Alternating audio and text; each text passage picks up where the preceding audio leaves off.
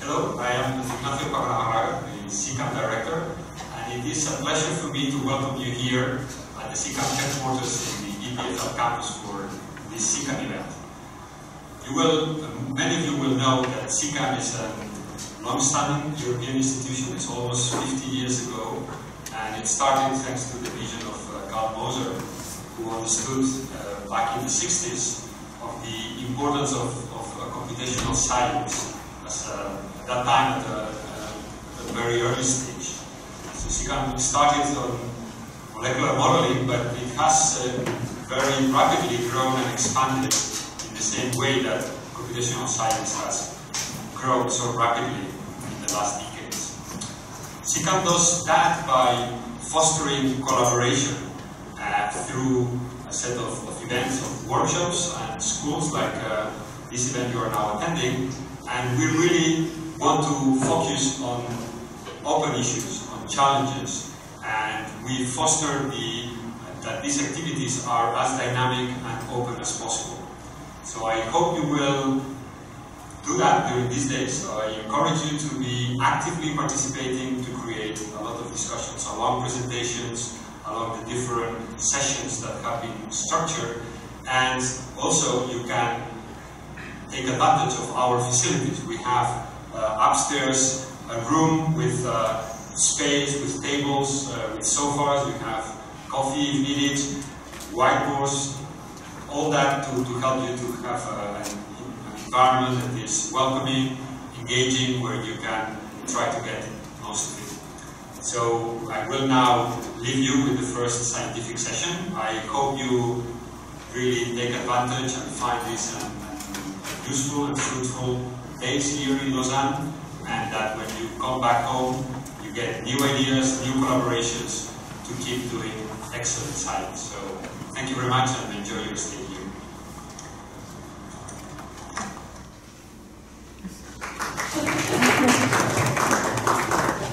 So welcome to Lausanne, welcome to Cecam. My name is Guy Byron. I'm in charge of the administration at Cecam, but today I'm replacing Joanna, who prepared your events with the whole team of Cecam, of course. And just a few words about a few technical details about your events. I see that many of you have already their badge, but if not, please at the next coffee break, go upstairs, register, sign in the form, indicate the days you will be attending, indicate if you will be participating to the social dinner, choose your menu, as I see that you have a choice of menus, and indicate if you need a certificate of attendance. We will prepare them and you will find them before your departure in that room 2. This room is the registration area. It will be the room for the coffee breaks, the poster session as well.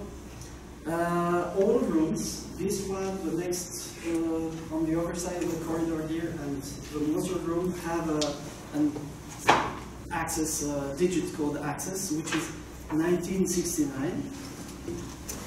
Maybe this information is in the booklet? No, not this one, that's okay. You have here the information for Wi-Fi. Every room is available, but we have direct access, and all this information is on the last page of your booklet as well. For the special dinner. You have a map in the booklet as well, but you'll find individual maps if you need one, in order to arrive in time and have a warm meal for the dinner.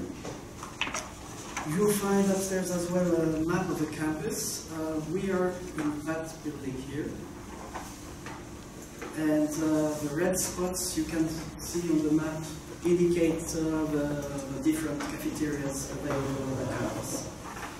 This is a chemistry building.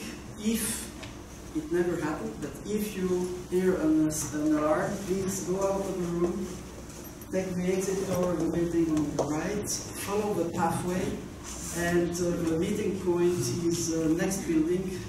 Maybe I can show you here. Yeah. That's the building where you have to meet on the terrace, and we are here. So you just follow that pathway and you're safe. We have a map.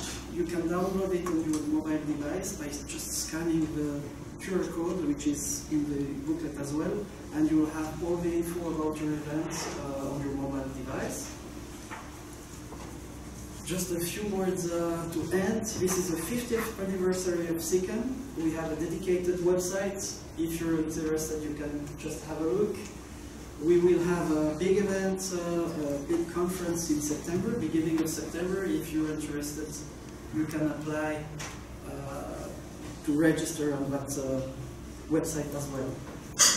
We will be happy if you follow us on Twitter, as usual. And something I want to mention is at the end of the event, you will receive a survey. Please fill it and just send it back. It helps us to maintain or improve or detect what is going wrong, but we strive for excellence in our services and what we deliver to you. So this is a tool for us to fine-tune the things. So thank you. If you have questions, need support, anything, please feel free to pass by my office. When you go up with the stairs, on your left is the Moser room, on your right is my office. So thank you very much and enjoy.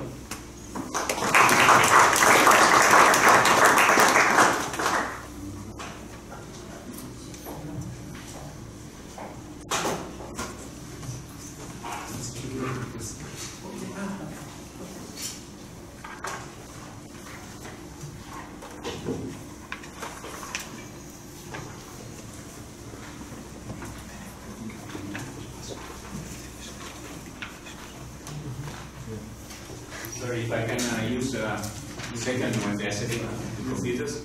So we have one change for the program on Friday. One important speaker, Ivan Tavanelli, got an activity back in Zurich, where he's working at the IBM Research Center at Cecam in Zurich on Friday morning. He cannot come on time. Now the question is, how many of you would be around if he comes a little bit later and gives the talk or his lectures at 2 p.m.? So who would be still around 2 p.m. on Friday? So half the people, yeah.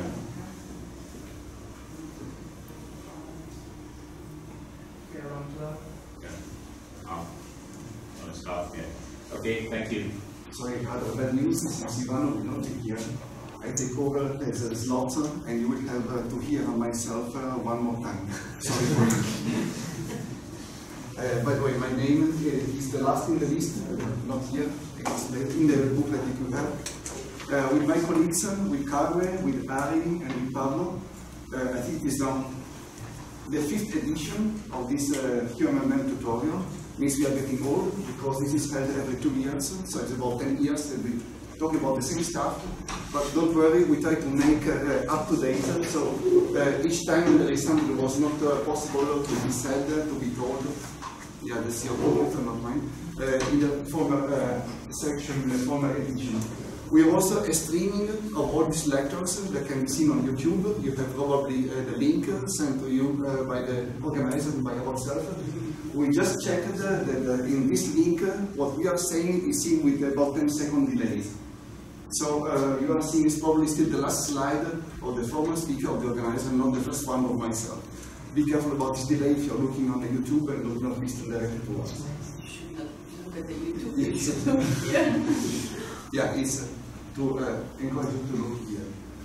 Can I switch? Yes. This is basically what we want to talk to you about, how to make simulation bigger, longer, if any possible, better. And that's what this German stuff is about.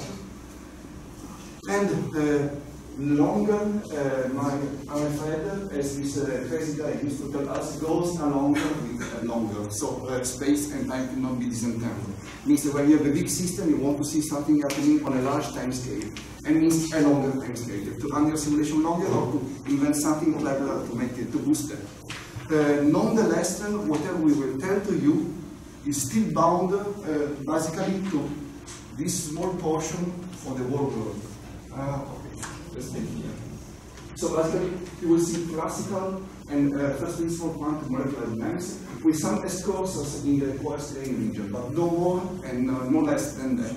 So have in mind the time and length scale in which we move. Don't ask us to simulate a continuum or something with space on the longer time scale.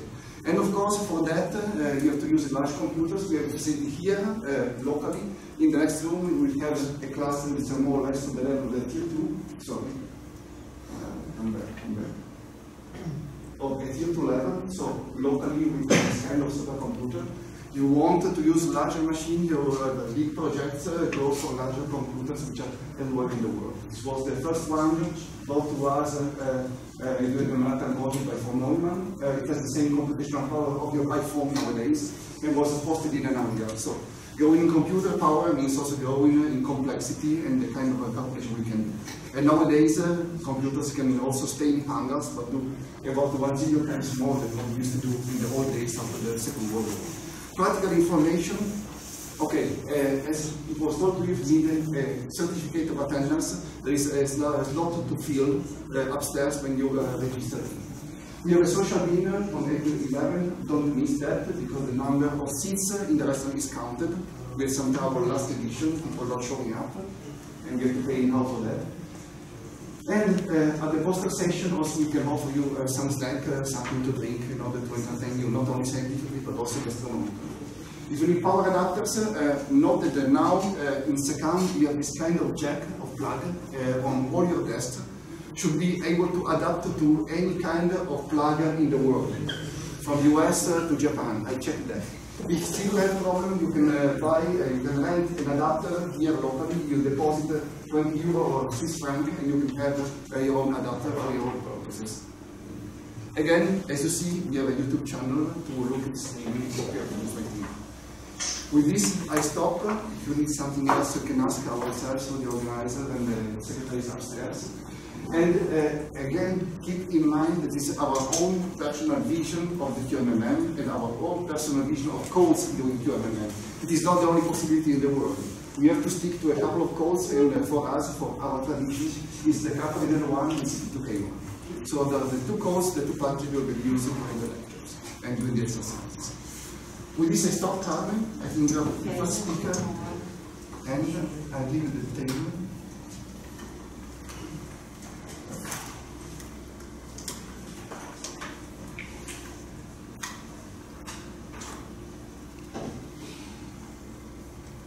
Okay, so my name is Carmen Romina. I work in the University of Barcelona.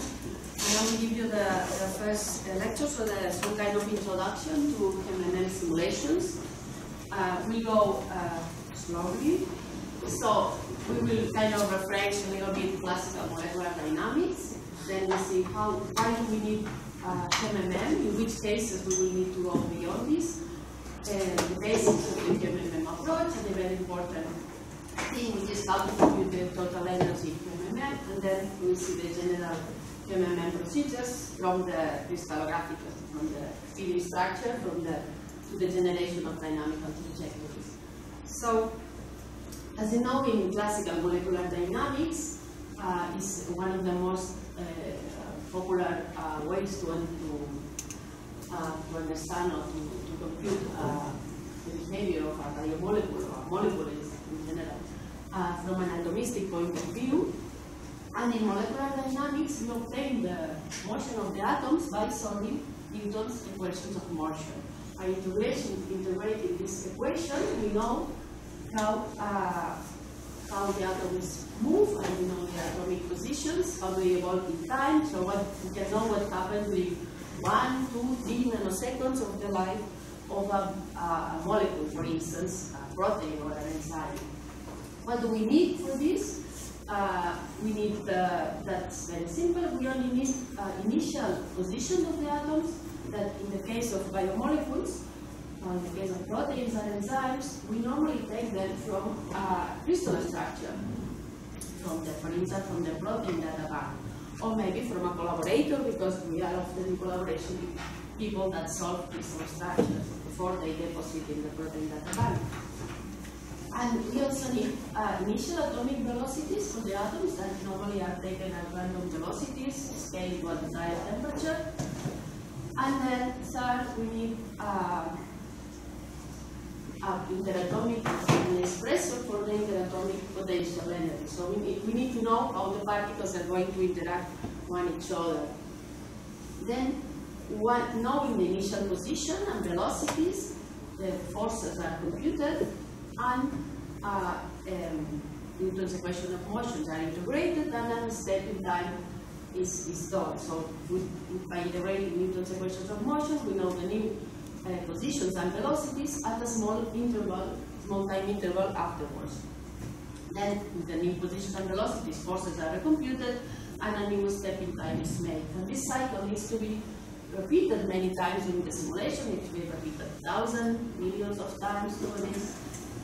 And every time step is very small. Time step is very small. It's of the order of 1 femtosecond in classical MD, around, depends what you use other approximation, change, but normally it's 1 femtosecond, which is a very small time step. No? It's 1,000 million of a millionth of a second, so that's our time resolution, the time resolution of our simulation. Then, just to refresh you, how do we normally choose this integration time step that is normally 1 femtosecond?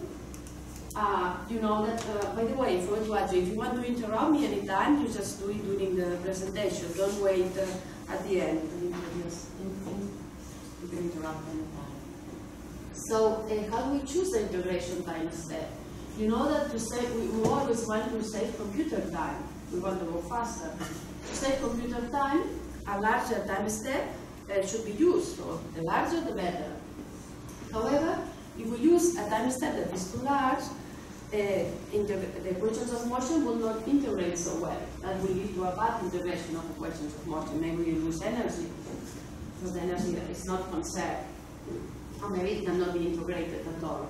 So that's kind of an optimum time step that depends on the physics of the system. It's not that we can choose whatever we want. In particular, it depends on the fastest motion of the system. And in proteins, in most biological molecules, normally the fastest motion is the CH stretching.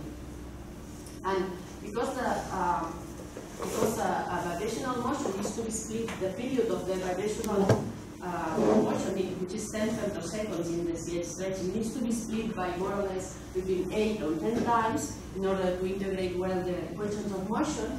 Because of this, the time step is around half or 1 femtosecond because of this fast motion. Of course, there's ways to suppress this motion, like using constraining the CH balls or the OH balls, and then we can use a longer time step. But the reason we can normally use 1 femtosecond is because of the stretching involving hydrogen atoms. So in classical MD, that's the basics of classical MD, and one very important ingredient in molecular dynamics is how we compute the interaction between the atoms, the potential energy. Depending how we do, there's several different types of MD. In classical molecular dynamics, standard molecular dynamics, the energy is normally approximated as a sum of terms that depends on the different type of forces acting on the system. for instance, electrostatic forces, van der Waals forces, then forces derived from the interaction between bonding atoms that are connected by one covalent bond, atoms that are connected by 2 or 3 covalent bonds. So we make this approximation. The energy is the sum of them. Each of these terms contain parameters that need to be fit, need to be known beforehand, and this is what is known as a force field. This is, for instance, I think this is the Amber energy function, but I'm not completely sure what I place here. Then this is the typical protocol that one uses in classical molecular dynamics of biomolecules or any type of molecule actually. You get the initial coordinates. In the case of proteins, that will be from the protein data bank.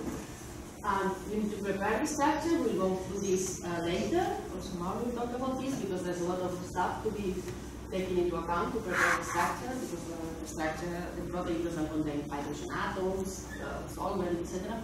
We need to recover it.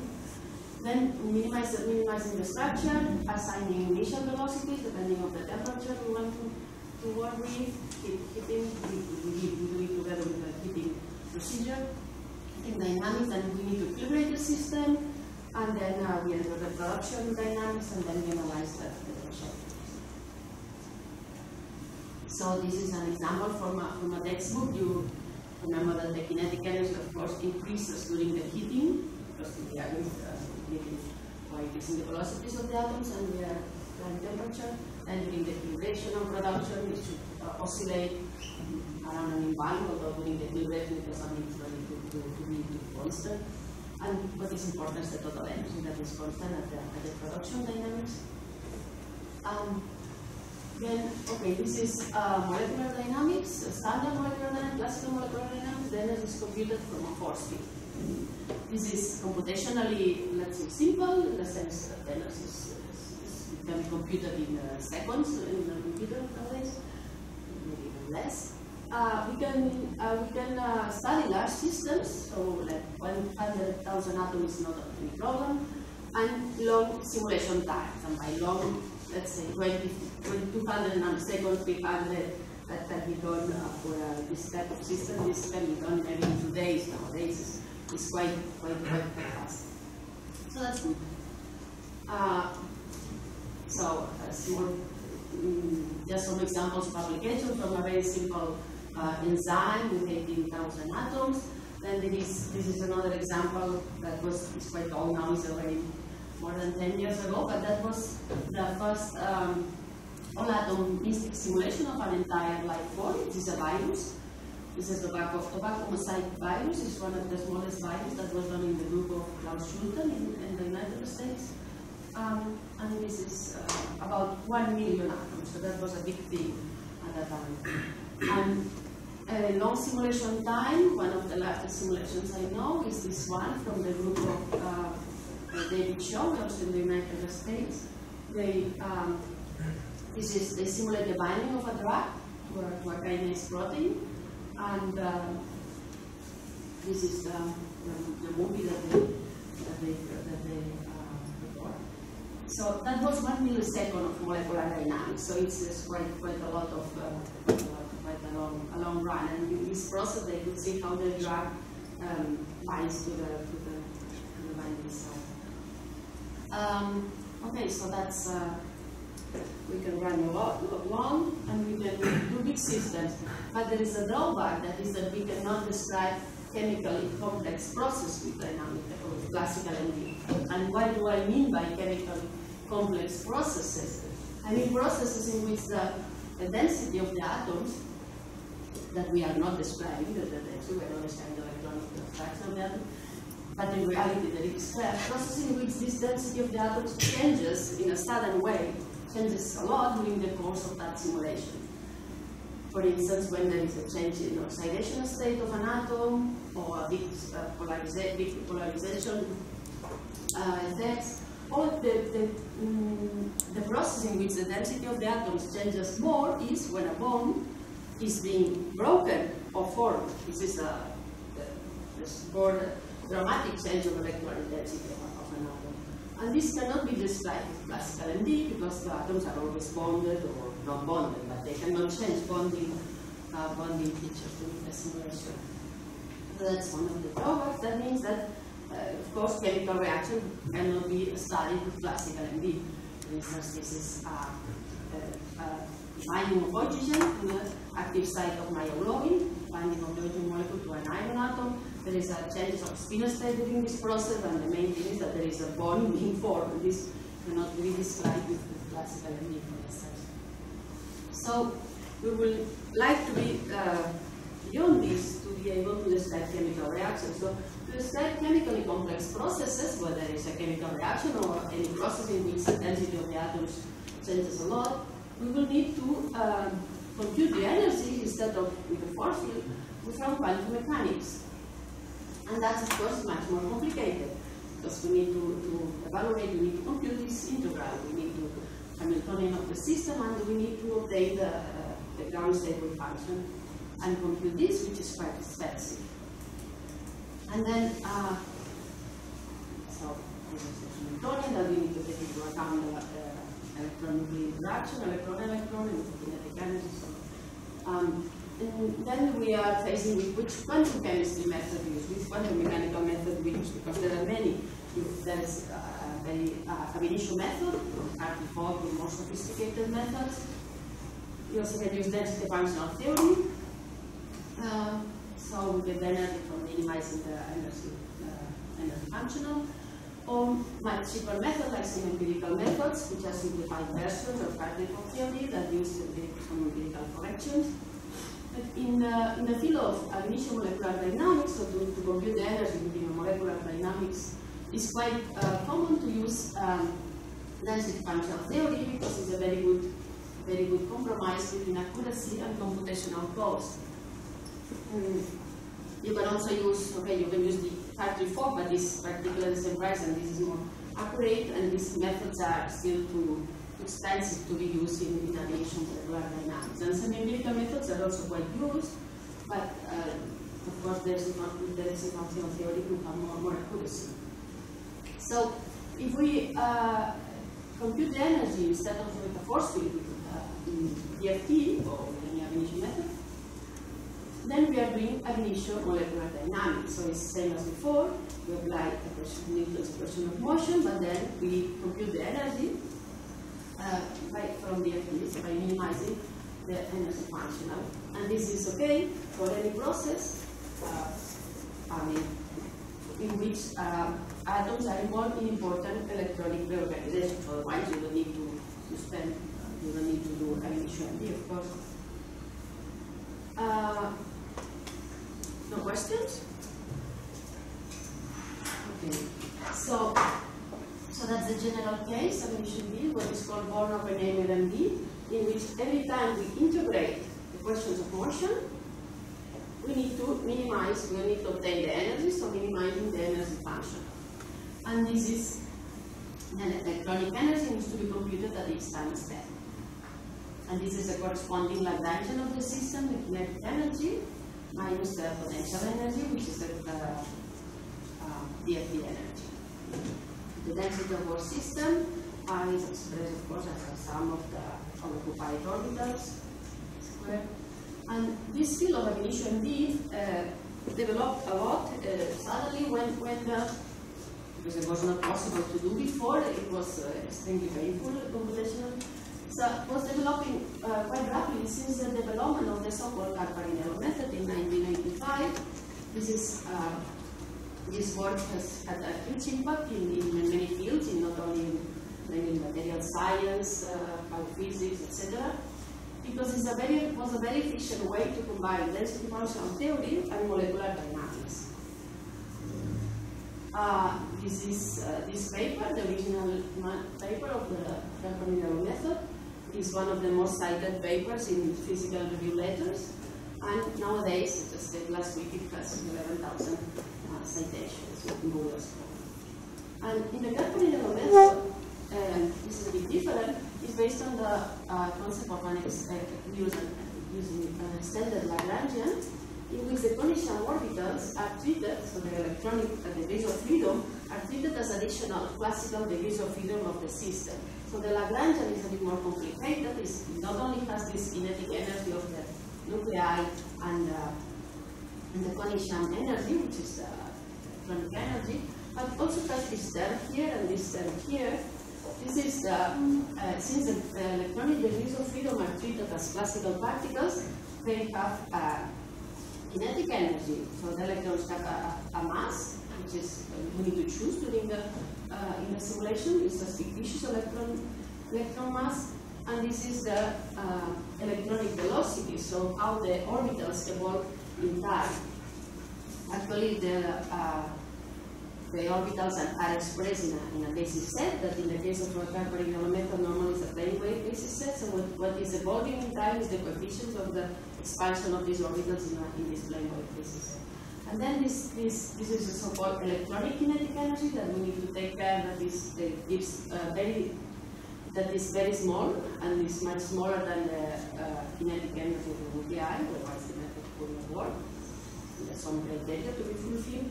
And this is just some Lagrange multipliers to make sure that the electronic orbitals are orthogonal during the simulation. But if we do this, then the questions of motion that we need to solve in the Carparignolo method are more complicated because there are two sets of equations. That is for the nuclei, and this is for the motion of the electronic degrees of how they evolve in time, the electrons, molecular orbitals, that in practice is the coefficients of the wave expansion. There are a couple of equations of motion, and by solving these equations, we have the new ionic positions of degree times step, and not only this, but also the new orbitals. So we evolve both the nuclei and the electrons in time. The electrons follow the nuclear motion. So what is the difference between one and the other in practice is that in ab initio and b in the so-called Born-Oppenheimer, we need to minimize the energy functional at every time step. Then we integrate, minimize, integrate, minimize. In the case of the Carparignolo method, you don't need to minimize the energy at every time step because you already obtain the orbitals when you integrate the equations of motion. So you only need to do this at the beginning.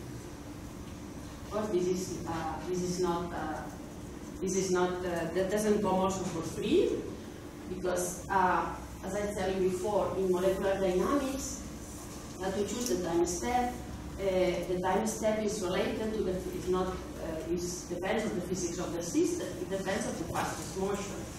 That in classical MD is the CH stretching. But if we are using the Born-Oppenheimer MD, is still the CH stretching. But if we use Carparignolo, then we have electronic degrees of freedom, and the electrons vibrate much faster than the vibrations of the nuclei. So, in a CTMD simulation, the highest frequencies correspond to the electronic degrees of freedom. So the time step needs to be much smaller than in standard MD. Typical values, because this needs to be tested for every system, is between 0.1 and 0.3 femtosecond, so it's about 10 times shorter. So we don't need to minimize the energy at every time step, but the time step is much shorter, so we need to do more steps. More time, so a lot of time that we need to compute the forces. So independently what we do, if we do Carparignolo or Born-Oppenheimer MD, from ab initio MD, we can compute what kind of properties we can compute. We can, of course, look at processes in which bonds are breaking or forming, so reaction mechanisms. We can look at electron localization, electron transfer processes, atomic charge fluctuations, which we are describing the electronic structure. And in general, we can get accurate structure and energies for those cases, especially indicated in places, of course, in which classical MD fails. Even there are some cases in which even bonds are not broken or formed, classical MD fails because the force fields are not cannot be used for some processes. In my research, we look a lot of packaging of sugars, how the sugars change conformation, and this is not well described. For instance, in classical MD, we need to use an initio MD.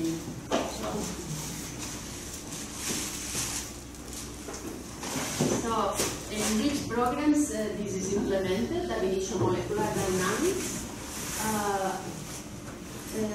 Well, in these two programs that we are going to use here, CPMD and CP2K, I'm not talking yet about PMMM, I'm talking about just an initio MD. I mean, if you use, for instance, Gaussian, you cannot use an initio MD, it is not implemented.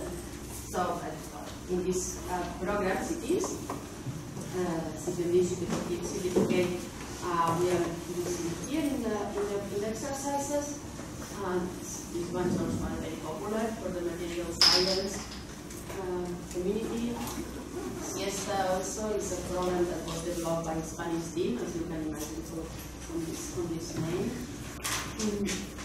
Some of these programs use different type of basis sets. CPMD use a plane wave basis set, so the molecular orbitals are expanded in a plane wave basis set. CP2K use mixed plane wave and also atomic centered functions. As they use plane wave, and the ones that normally comes from the physics community, that originate from the physics community, use plane waves, and the other use atom-centered basis sets. So you can have some references here if you want to see some examples. So I said this is one. So in summary, with classical molecular dynamics, we compute the energy with a force field, and this is computationally simple. Large systems, and we can run for long simulation time. Nowadays, one can go even milliseconds. Now we are unable to describe chemically complex systems. We cannot describe systems in which bonds are formed or broken. And instead, in an initio MD, we can do this. We can describe the formation of bonds, but the computational cost is going to be very high because it's limited by the minimization of the energy function and the calculation of force in the case of when we don't have force. And then, so we can, since the computational cost is so high, we cannot use, we cannot treat these large systems. Our system is going to be very small, maximum, let's say, around 300 atoms, depends on the computer that we have. And the simulation time is going to be in the range of picoseconds, not nanoseconds, and not milliseconds, of course. So that's good, but well, it's not so good. I mean, normally classical MD is used for to simulate the dynamics of large systems for a long time, and an initio MD is used if we need to gain a deeper understanding of the interaction between atoms in small systems. But when we are dealing with biological systems, with proteins, enzymes, we need both. So, because we are modeling a process that takes place in an enzyme active site, for instance, and we need quantum mechanics because it's a reactive process. And on the other hand, our system is very large, so we cannot use just quantum mechanics for the whole system because it's too large, too many atoms. So what do we do? What do we do? We go home. So, there are options, of course. I'm going slowly to the cameraman. One possibility, I don't like this possibility, but it's not a possibility.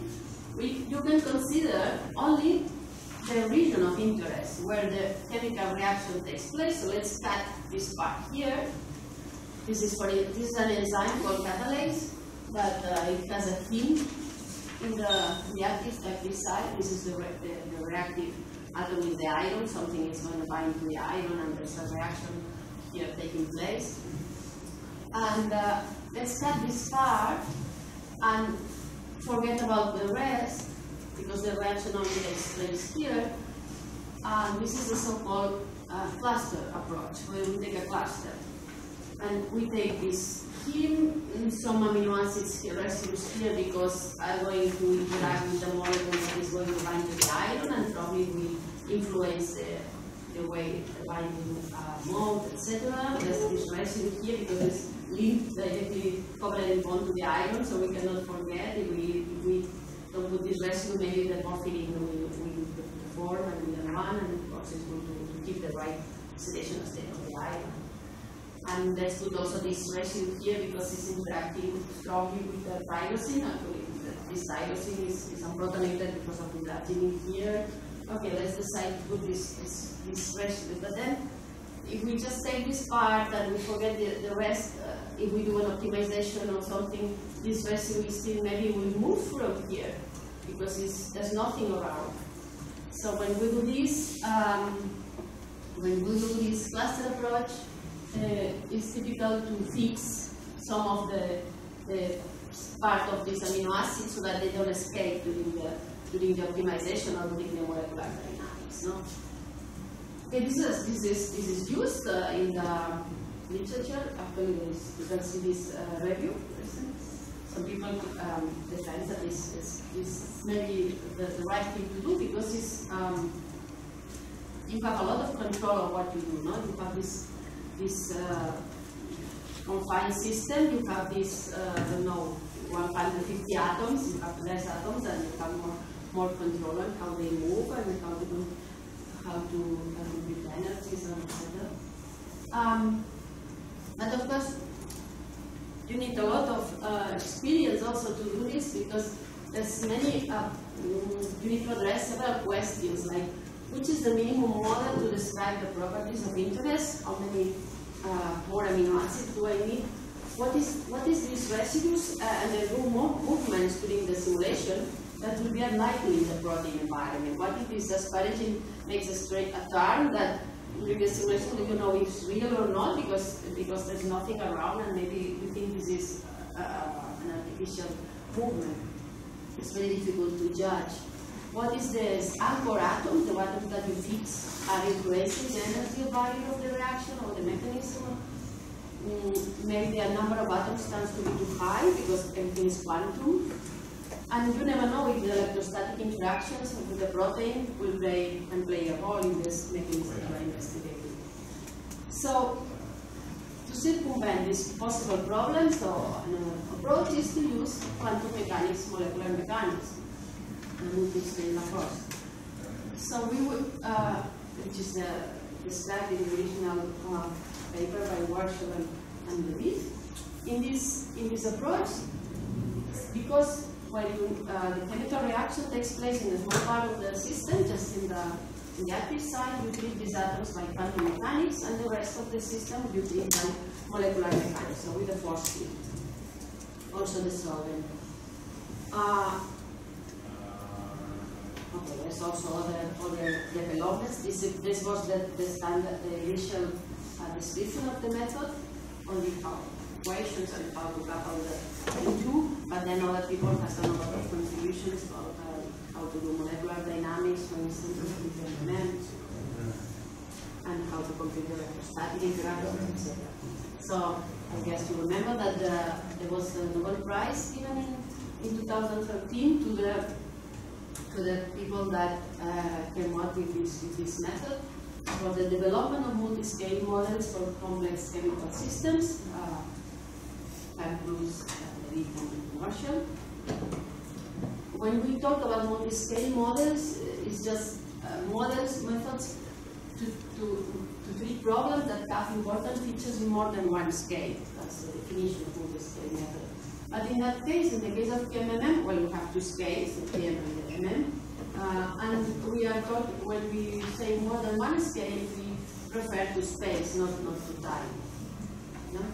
It's like we have a lot of resolution in one part of the system, a lot of pixels, and then less resolution in the rest of the system. Those are the two scales in this case.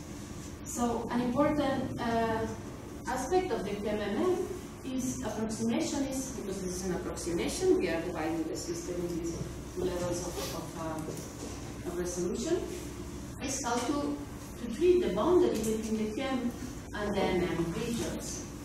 It is very simple when there is no covalent bond in this boundary, but sometimes there's an amino acid and we need to treat this part, quantum mechanics and the other is molecular mechanics. So these two atoms here, one of them will be quantum, the other one will be classic.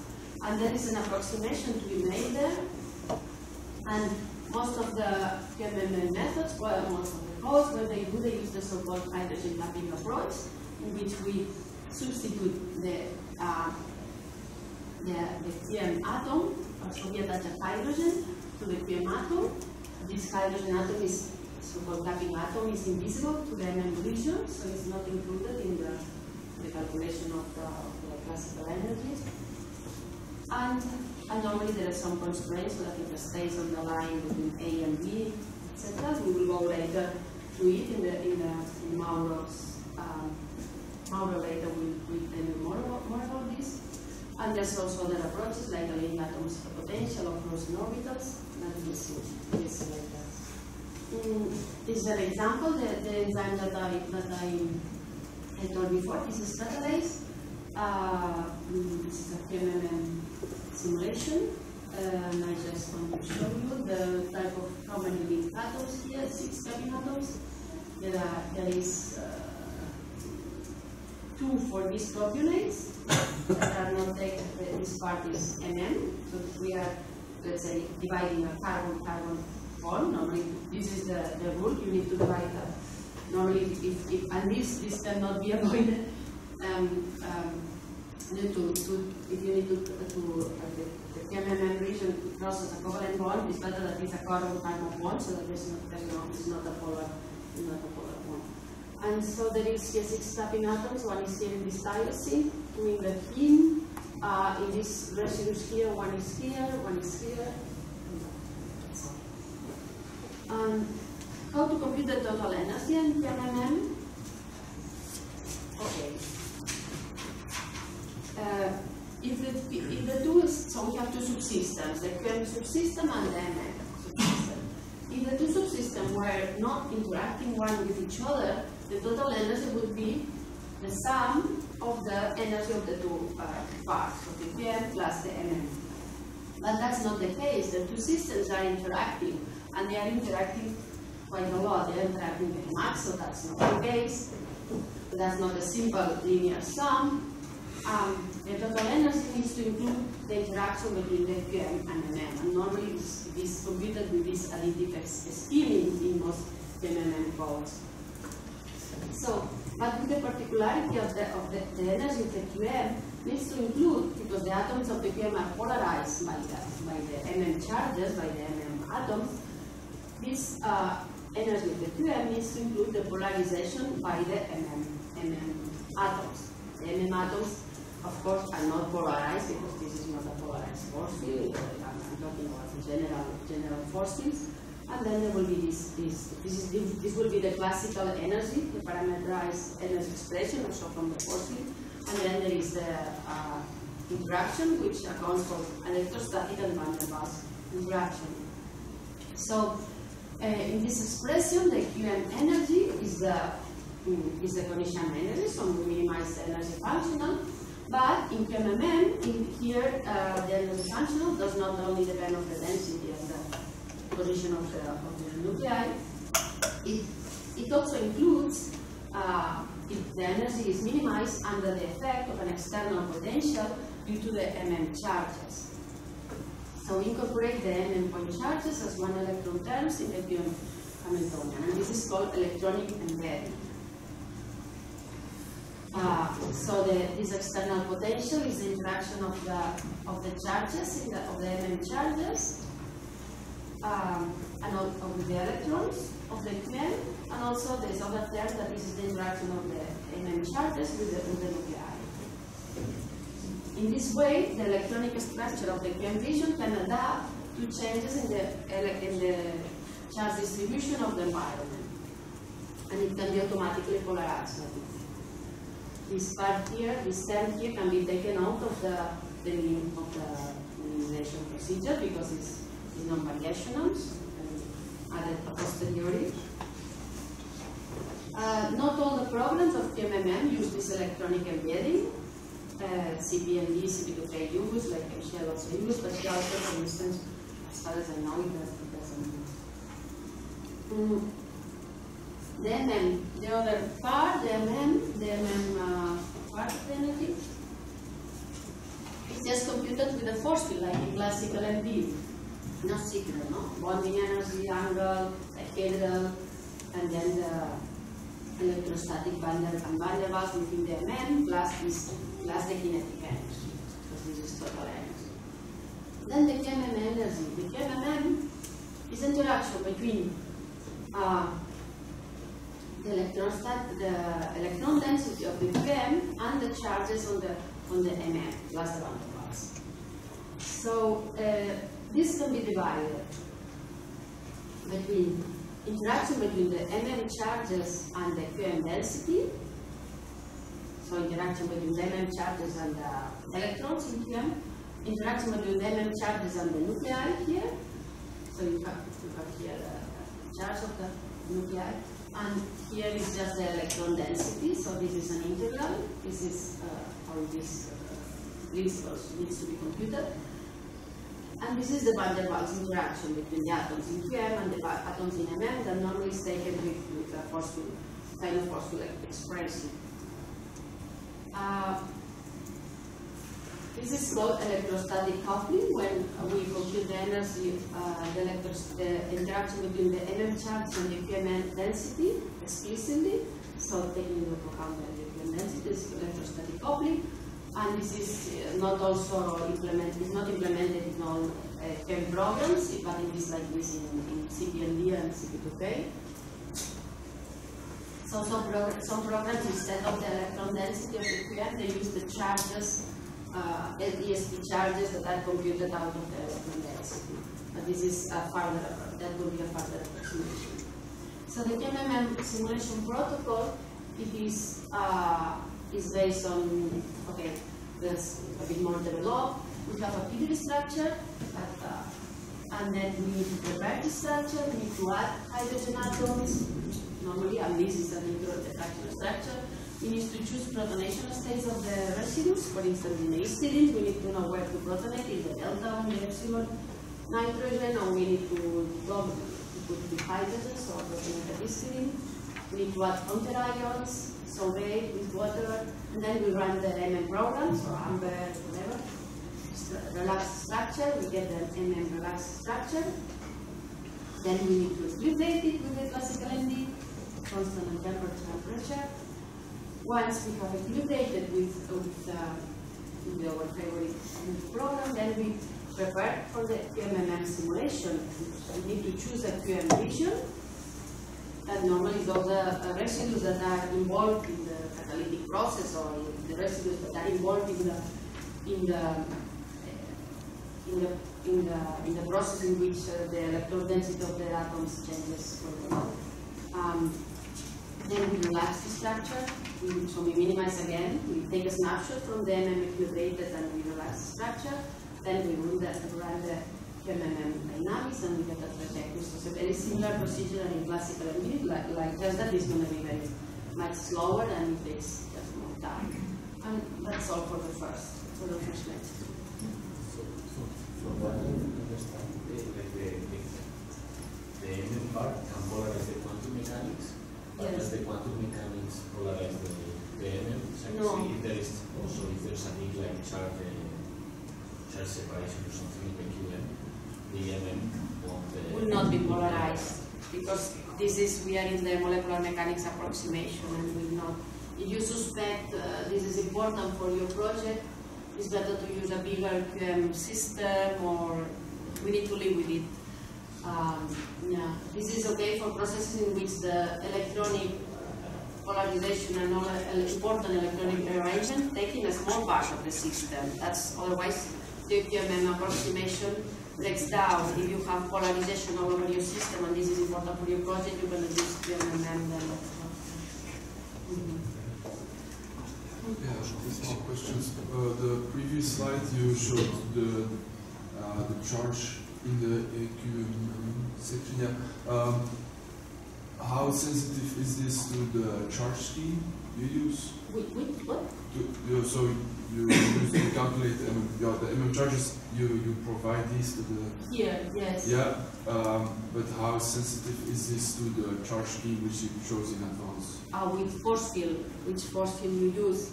with the charge. In general, for QMMM, I mean, if you use a good force field for proteins, it should not be relevant.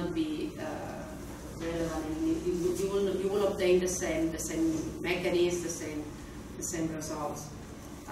So there are several force fields that are used for proteins like charm, amber, and they are both very good tested for proteins, and it should not be, your results should not be dependent on which force field and which charges you use. So of course, if you use wrong charges, then they need to be very dependent. Maybe another question. So you mentioned the protocol for the MM thing and now for the QMM part. Yes, but so the MM simulation, you run a equilibration run for the MM part. Yes. Yeah. But if you would do this for the QMMM simulation, or why don't you do it for the QMMM simulation? Because for example, you need to do it again, So you relax first, and then you need to re-equilibrate. Re-equilibrate. Yeah.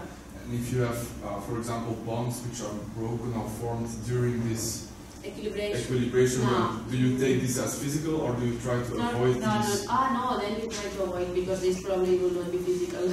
Because if there is a chemical reaction, if this is real, a chemical reaction has an energy barrier. Yeah, I'm not necessarily talking about proteins. For example, if you look at reactions in water, and you have a proton which is involved in the QM part of your simulation, and you would do an equilibration, and you would, for example, in some cases you can see proton transfer, because this is a short time scale process. Yeah, but would you fix this during an equilibration run, or during a heating run, or?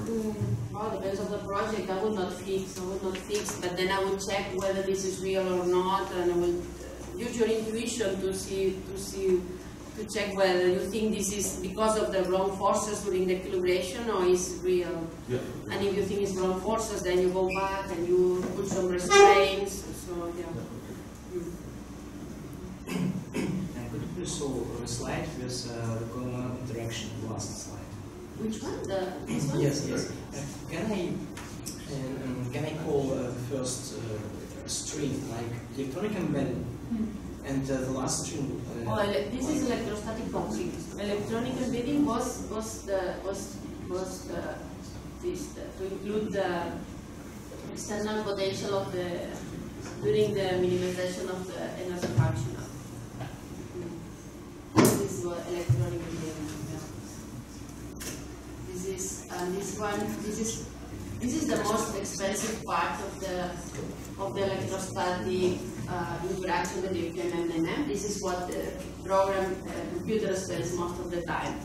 And I will explain you later that every code has a different approximation how to handle this term, because if you compute the interaction between QM density with absolutely all the charges of the MM, that's really a lot. It can be so much as the calculation. Normally the QM, this is the bottleneck, normally the QM. But if you compute this explicitly for all the charges, then that can be even competitive with the QM, and that slows a lot your simulation. And every code does different approximation. I mean, some codes do very rude approximations. Like, let's compute only the interaction between QM and up to 10 angstroms or something. You put some cutoff. We'll see. CP2K has a very intelligent way to compute this, because it's a simplified way, but it gets the exact result as if you compute it explicitly. CPMD has an approximation, and it is an approximation, not the right approach. But this is a good approximation. If your QM region has a non-standard fragment or non-standard residue for which you don't have an MM parameter, how do you treat it during the classical and the equilibration? Do you fix it? Or? If you don't have good parameters, I would fix. This is what I do, because I don't trust it can do a strange motion, a strange deformation, and then it's impossible to recover afterwards during the QM. Okay. Thank you.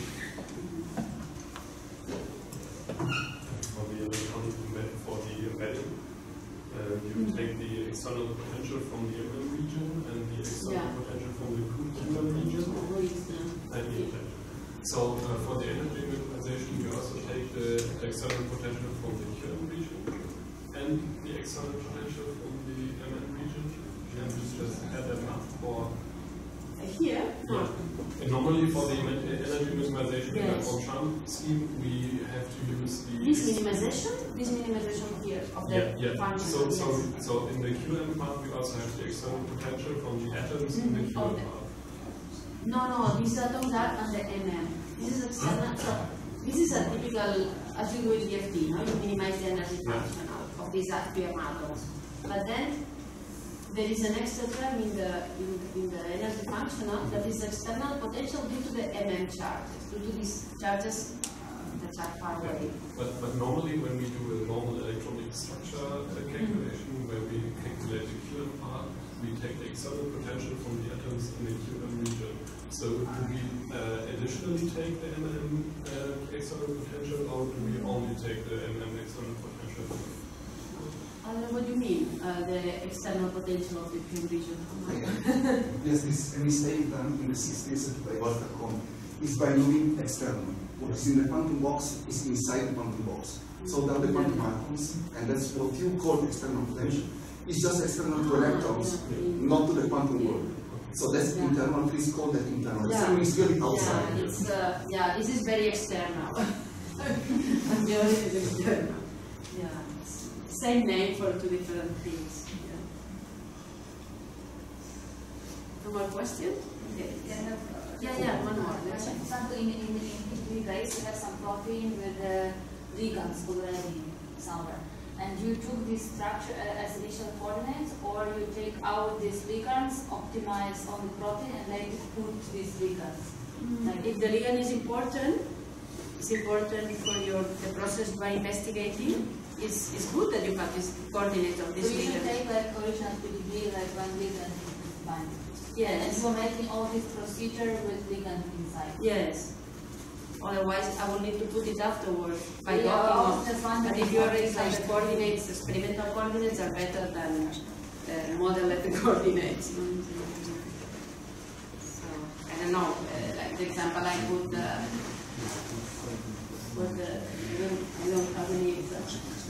Well, this picture in which there was a ligand bond.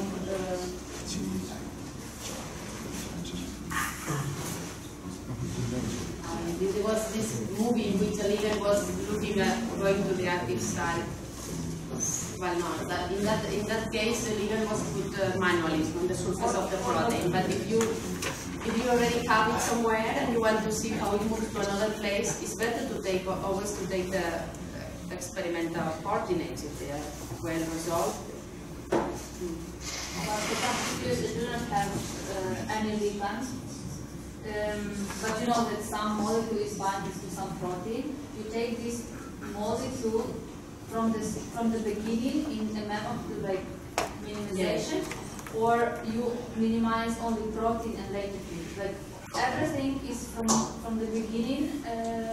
Protein and ligand? Yes. Yeah, from the beginning. Yes. And later only snapshots are taken for QMMM. You take snapshots.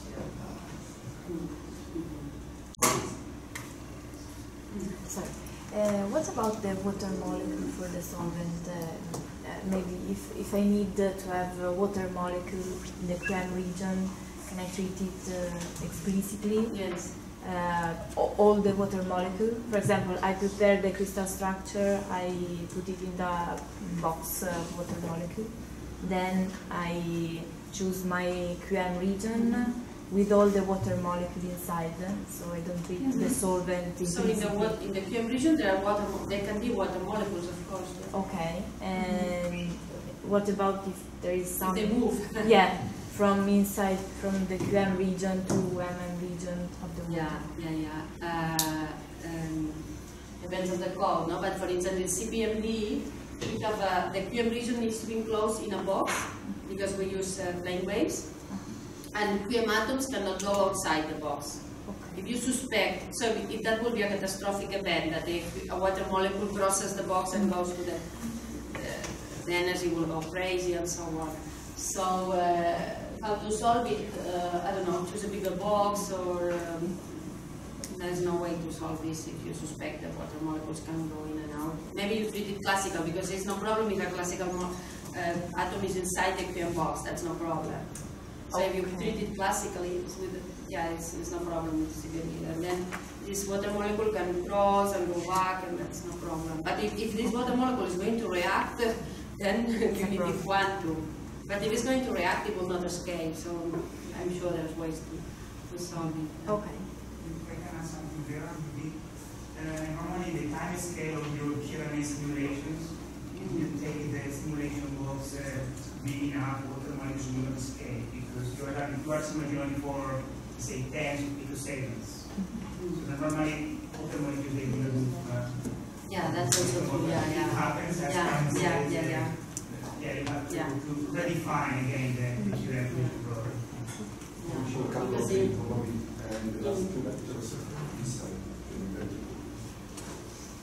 QMMM, we have solved the problem of the size scale, but we haven't solved the problem of the time scale.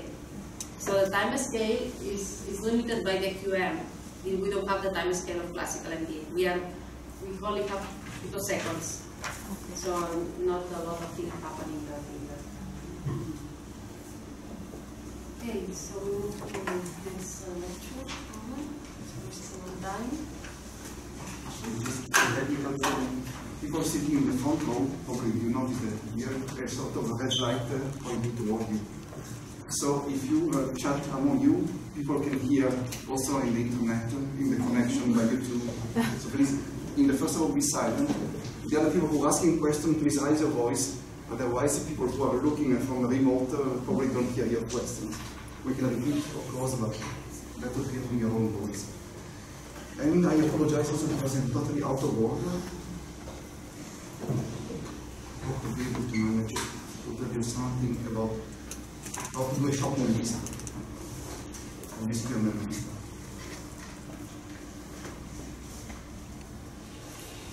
If I'm not mistaken, this is my first lecture. Yes. Okay, and let me repeat again. We are working in this small part of the space-time diagram as Cam told you. So on the second time scale and the nanosecond time scale according to whether you use or do not use the quantum mechanics. So you're still bound to this part. Let's go to the real stuff. First question. You have to ask yourself if you need to do first principle calculation. Is quantum mechanics important or not? There are nowadays many force fields. One is the modification of the tensor potential for carbon, in which you can break and form carbon bonds. So if that's your problem, you don't need to move, not necessarily to first principle and quantum mechanical calculations. Second question, do you have all what you need? Generally speaking, whenever you start a simulation of a biological system, you don't have what you want. Go to the PDB data bank, try to download whatever protein, whatever DNA you have on hand. You will see a beautiful list of heavy atoms. Most of those structures are taken by crystallographer doing X-ray scattering. And X-ray scattering is invisible to H atoms and deuterium atoms. So when you download this beautiful protein, this beautiful piece of DNA, you have all atoms but hydrogens. First one, you have to face whether I have to put my hydrogens, what is the protonation state of my residues of my basis of my DNA. So this is the simple one, is called the TRQ cage, it's just a 20 residue protein. Go in the protein data bank, the accession code, what you have to type on your keyboard are one of those numbers, and this basically all what you get. Different number means different conformation, but not more atoms. So you have all the carbon, you have the silver guys, you have all the nitrogen, the blue balls, you have all the oxygens, and the rest is up to you. No crystallographer, some people doing neutron scattering or quantum beam can have information about protons with a sort of a large error bar. Most of the time, all those protein data bank structures do not have hydrogen, do not have protons. First one you have to face, add what is missing here, add all those hydrogens. Shopping list, how do I add all the hydrogen? Well, on a general level, there is a certain degree of uncertainty the reason of arbitrariness in putting your hydrogens. It's easy for carbon that you identify as sp2 or sp3. If something is missing there, it's easy to complement what is missing. And phosphate can do that. It's more complicated for atoms can be protonated or deprotonated. Oxygens, hydrogen, whatever can lose or accept protons. And more than one. So that's, again, it's up to you. You can look, again, let me go back to your structure and try to identify, first of all, if there are intramolecular hydrogen bonds. For instance, if I see here an oxygen pointing toward a nitrogen inside the same molecule, more likely one of those two guys wants to be protonated, and the proton, if it is attached to the oxygen, should point to the nitrogen, or if it is attached to the nitrogen, should point to the oxygen. Either one of the two. Again, try to, if you don't have any way of identifying it, try both solutions and optimize your system, classical or quantum, it's up to you, and try to see which one of those two structures, protonated the nitrogen, protonated the oxygen, is the one that is more stable. There is also a way to find it out, but requires a lot of preparatory work to access the final solution. If not, try to estimate theoretically the local decay. How do we estimate locally the decay of a system? With several methods implemented in most of the courses, even in the under tools. Under tools is not under force field, it's sort of pre-program that allow you to construct systems, and this is sort of small builders in size. One possibility is to solve the Poisson equation. This is the standard electrostatic potential, which is the right distribution of charges, classical for instance. And in this case, the electric function is already implemented in this classical force field. If you have this kind of equation, you can describe locally the electrostatic around all your atoms of your protein data bank files. Is that enough? Well, not really. I also add a sort of Boltzmann distribution on my charges because my system is supposed to move at finite temperature. If there's a biological system, 300 Kelvin, normally room temperature. So again, in this case, the chemical potential is identified by all the ionic charges that fill the electrostatic potential and the distribution of atoms that move in a certain thermal path. So, Z are the valence charge of all the ions. This is your electrostatic potential as provided by your classical force field. K is the Boltzmann constant, stupid number, important but stupid. And that is the temperature at which you perform your simulation, your equilibration of the system. And of course, this is the distribution of charge according to the force field and according to the conformation of the force field. If I have this, I can rewrite the Poisson equation and have the so-called Poisson-Boltzmann equation. So, my charges are not the static charge distribution, are a bit shifted because there is an electrostatic potential, an interaction among all of them, and they move at a temperature which is non-zero. So there is a small displacement of all those atoms, and my Poisson solver has to be so clever to keep into account the fact that I'm using a finite temperature system. I can also split cations and anions, so the positive and negative end of my protein, and I can try to solve this equation to determine locally the electrostatic potential and hence the decay of my system. If you want to have something that is already programmed, browse one of those two, for instance, and just download and install on your computer. This does for you the reading of the PDB file and does the calculation of the local decay on each atom sensitive to decay, so oxygen and hydrogen, not carbon. They're implemented, but most of the time they don't come up as a result. What do we have? Well, I can write the free energy in terms of the integral of my electrostatic potential plus the noise due to the temperature. If I have the free energy and a difference in free energy, which difference? Well, protonation and non-protonation. Protonation of oxygen or protonation of nitrogen. From those differences in the free energy, I can compute, again, with a result of my Poisson-Boltzmann and the temperature which I move my system, plus irrelevant constant, I compute locally the decay on each atom. So since this depends on how the electrostatic potential acts on all the atoms, and independent locally on what happens on each atom, I can provide on top of each atom composing my protein a local decay. And local decay is an information about the protonation state of my system. This is a way of helping you to add the missing hydrogen, the missing protons, beyond the simple looking at the structure and trying to figure out if there are or there are not hydrogen bonds. Again, it is important because all those proteins, unless the crystallographer, during the taking out of the protein from a cell or from the water environment, and crystallize it, they don't trap water molecule, don't have water molecule inside the protein. So it is not solvated. Unless there are pockets in which the water did not evaporate, water is missing, so you don't even know the rest of the hydrogen bond that should stay around the protein and form or break hydrogen bonds with the protein. So that's why it's important, especially for the border, in which there are no crystallographic border for the protein, to try to complete this kind of decay to figure out if there are or there are not protons to complement your system. Okay, suppose we are so clever, so smart to download, to pirate from the web. By the way, the website of the Cecam was pirated by Packard. And unfortunately, this prevented us from uploading those lectures on the website of Cecam. I've seen some of you writing like crazy, don't worry. All those lectures will be uploaded as soon as possible to the Cecam website. So don't make yourself strange movement, don't yourself broken bones or broken muscle by looking all what is behind here. Will be provided to you. So suppose you've done the calculation of the decay, suppose you've done the check of all the hydrogen bonds, your system will evolve from this condition, the amount of electrons without protons, to the full protein with the protons with the hydrogen around.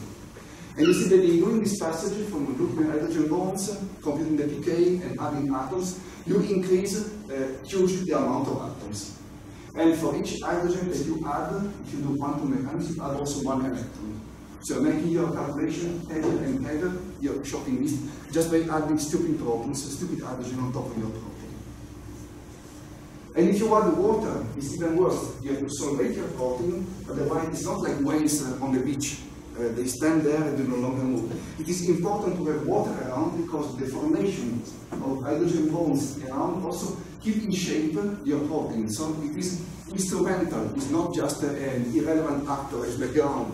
It is important because those proteins with all the hydrophilic moieties interact with its own environment. So it keeps the proteins in that shape and does not collapse, does not hydrophilize. In doing that, in adding the protons and in adding the solvent, we do a real mess and we go from the standard PDB file, 300 atoms, to my real system which is more than 2000 atoms. So the complexity increases because we put what is missing and we add the solvent. And this makes your system becoming fatter and fatter and fatter. And we have to live with that. So at this point, it's up to you if you have a computer big enough to do the full calculation quantum mechanical. Or if you have a small computer like my laptop, divide your system in what is important, where is the portion of the system in which you want to break and form bonds, where is the part of the system you want to release or take atoms, and where are the other part of the system in which nothing happens, but the system moves. So in that case, you have to select by yourself what is the quantum part and what is the so-called irrelevant but not inert classical part. Again, with few water molecules, the crystallographic water, you can have an idea where some water molecules are, but you cannot have any idea where the rest of the water is. For that, you have to add, there are also codes for free, given to you for free, to allow you to add the extra solvent water to what you download from the protein data bank. Take the TDB, pass the TDB to one of those programs. If you are if you don't have time, if you're lazy, if you don't want to program by yourself, use one of those already programmed code to add the rest of the environment of the solvating water in your system and construct your own box. Add sufficient water around your protein because, let me go back. Generally, when you construct this system, beautiful square box, actually it is a periodic system. So, if you look at the neighbor cell, you have something like this replicated, imagine here. Again, a protein which is very closer to her own sister. And you need to put inside enough water molecule to screen one protein from the next replicated image, especially when there are charges around and dipole moments around.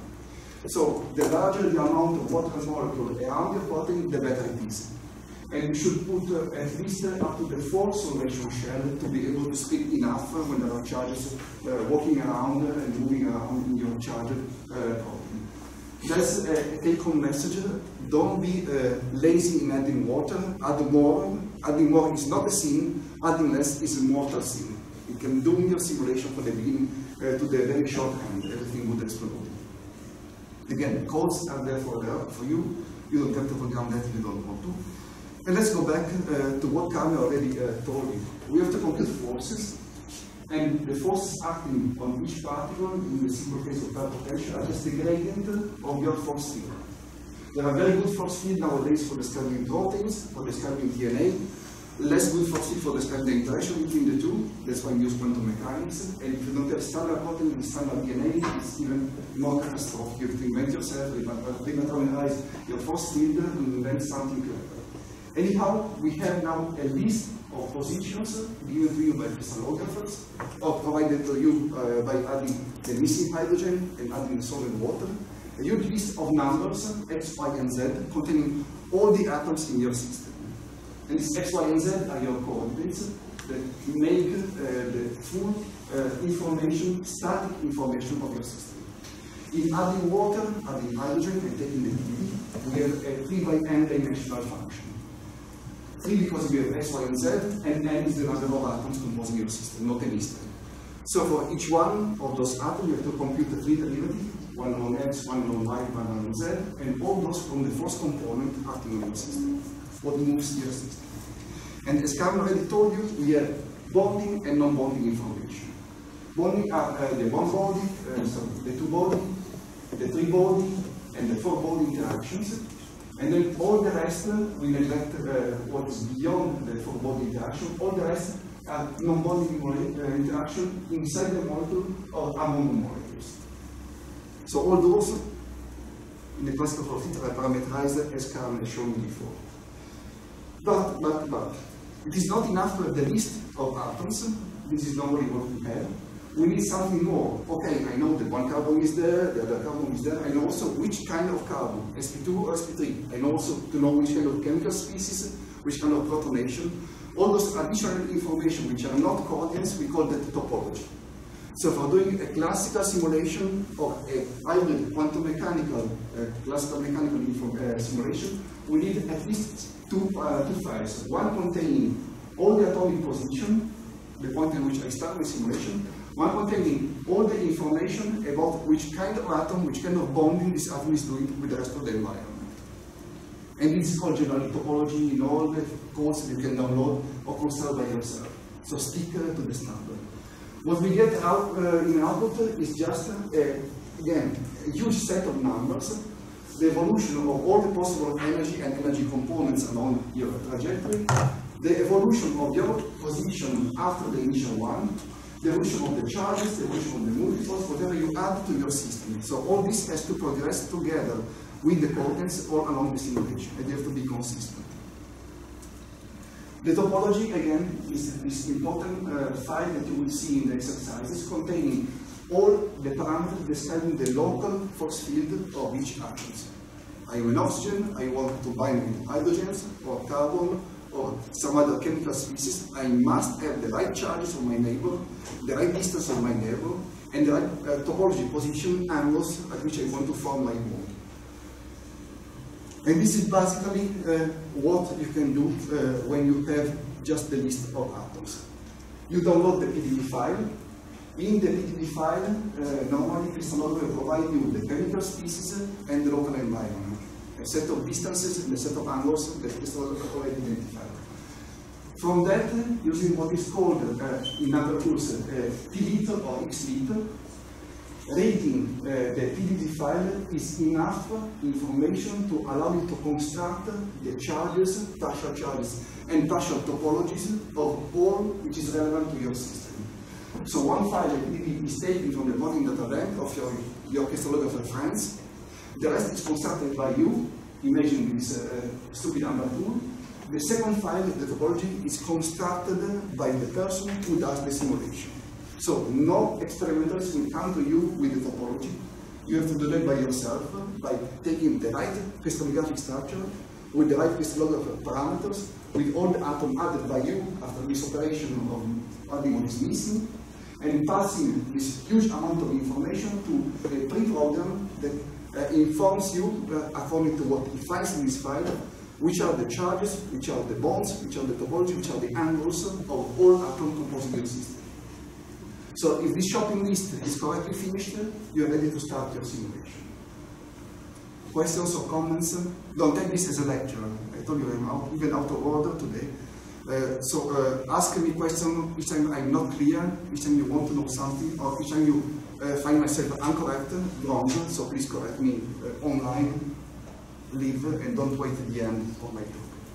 Then, okay, suppose I've done all the work, I've done my homework in creating the PDB, adding the atoms, adding the topology, doing all the construction needed to start the simulation. Now I add my, on top of my simulation, my force field, and I start moving my atoms. When the atom moves, do no longer move according to what the crystallographer told you, they start moving around according to your own force field. And in this case, you have to monitor what happens to your system. Is it still the same protein that was given to me at the beginning? It's just changing conformation, or is doing something weird, like in bonds, assuming strange configuration that is not supposed to assume? Well, you have to monitor that all along your simulation. An easy way of doing that is to look at what we call the root mean square displacement. I guess all of you know what it is. The root mean square displacement normally is a sum of the story of all the atoms from the beginning to the moment in which you stop the simulation. I'm in the position frozen at crystal number 0. I move because there is a force field, not because the crystallographer moved me, and I change little by little, I go in another position, I change my conformation, I do something. If I am a hydrogen atom, there is no way to track that because it is not in the list of the atoms of the crystallographer. But if I am a carbon, or an oxygen, or a nitrogen, this is in the list of the crystallographic table given to you. So look at all the heavy atoms, not the one that you triggered, the one that you added by hand, the one that was given to you by the crystallographer. And what do they do? Well, in a good simulation, since your system starts from frozen atom, you take out from the fridge, they don't move, they have no speed. You start adding speed, of course they assume something, they assume some energy. And the position of the atom changes a little bit according to what you do to your system and to how you rise the temperature on your system. Normally when you rise the temperature at the beginning from this frozen crystallographic condition, you go to around from temperature very quickly. This is the classical simulation, time scale is 1 second. And when your system starts oscillating thermally at the temperature at which you want to keep your system, then look what happens to the root mean square displacement. Well, in this case, I took a protein with a large error bar. Crystallographer gave me an error bar about 2 angstrom. If I'm still, after my simulation, compatible with the error bar or the crystallographer, okay, my system did not deviate too much from my initial condition. If instead this curve rises continuously and explodes, I'm making my protein, my DNA exploding.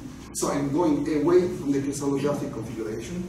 I'm going away from what would be the standard configuration of a protein. I'm probably doing something totally weird, totally non-consistent with a real proper simulation.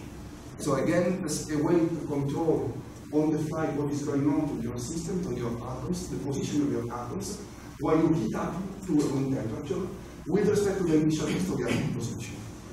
Since the position of the atom are given to you with an error bar, look if you are still compatible with that error bar of the crystallographer.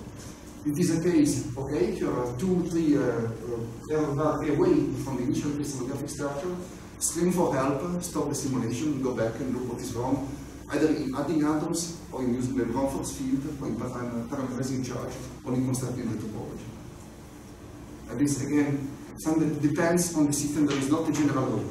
If you have a protein, look for a protein, what it should look like. If you have a DNA, look for DNA, what it should look like. If it is an alpha helix, you should not go, for instance, in a beta helix, you should not twist in strange ways. And again, these are only things you can check if you know the physics, the chemistry, and the biology of your system. There is no way to drive you to proper simulation by, how can I say, parameterized, already done standard computer technique. The computer does not think for you. It's not a machine learning, it's a human learning.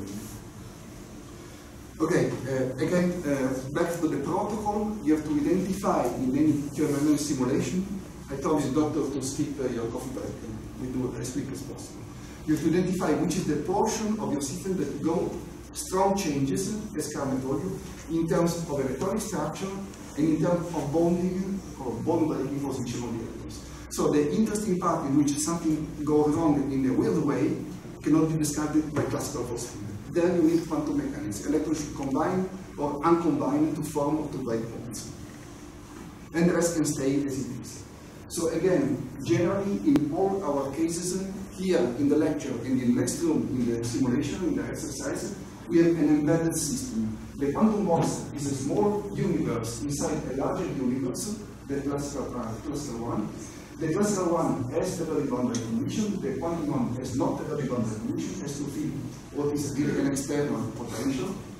And here inside we have the quantum mechanical part. So it's a small portion of the whole system, of the whole universe, and the two worlds have to communicate among each other. Among because there are more than two actors. So where can I stop the quantum box? Well, it depends on your system. Again, I go back to the case for you. In this case, if you don't know how large your system has to be, well, try to do it. Do exercises, do experiments, virtual experiments. Take different sizes of your system and try to check at which point you are missing something. What do I mean? I take a small portion, okay, a few atoms are treated quantum mechanically, and the rest classically. So I have some forces, I compute that, for instance, classical, some forces here acting from the classical world to the two-order quantum world. And on the border atoms also I have some forces, depending if the atom is treated quantum mechanically or classically. Then increase the size of the quantum mechanics system and recompute those forces.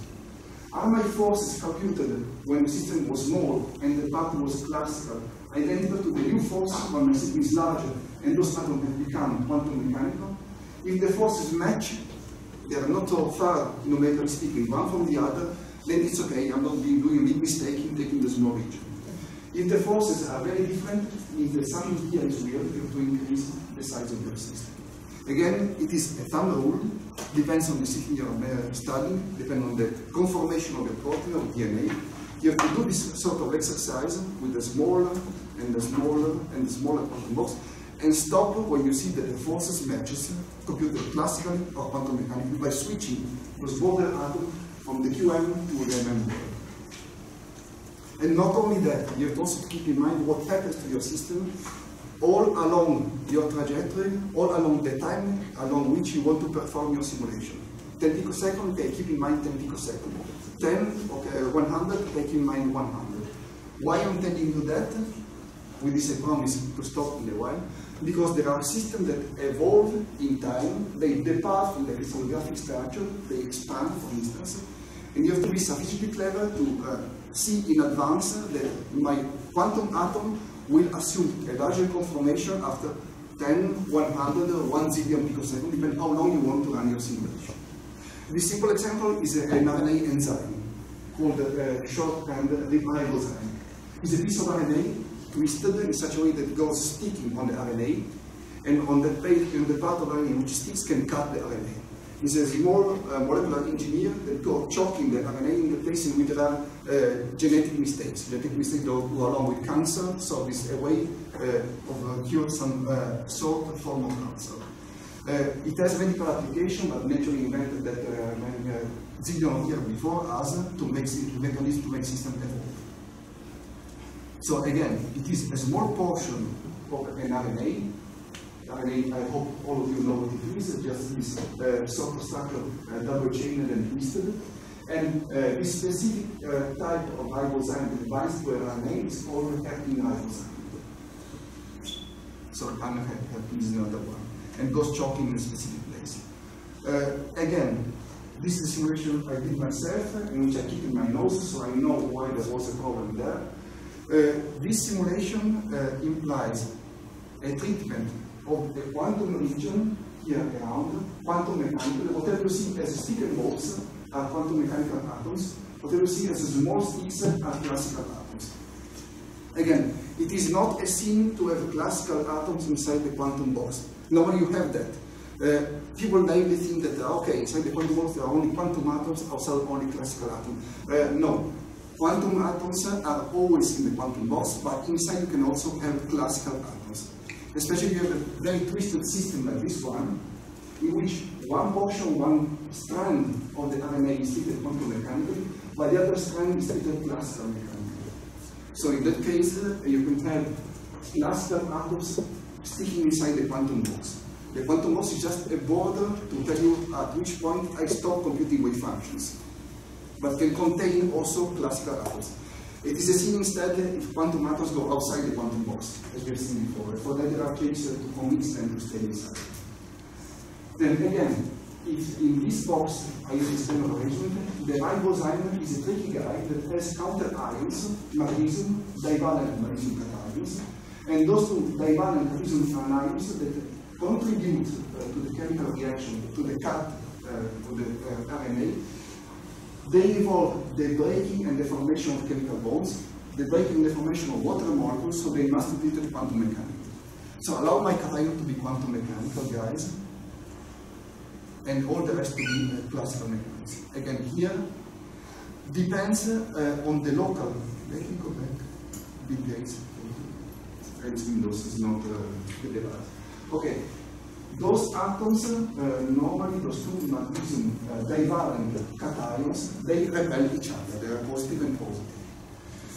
So according to the decay condition, local decay condition, if I have here on H minus a negative anion, or if I have here a water molecule, the system behaves in different ways.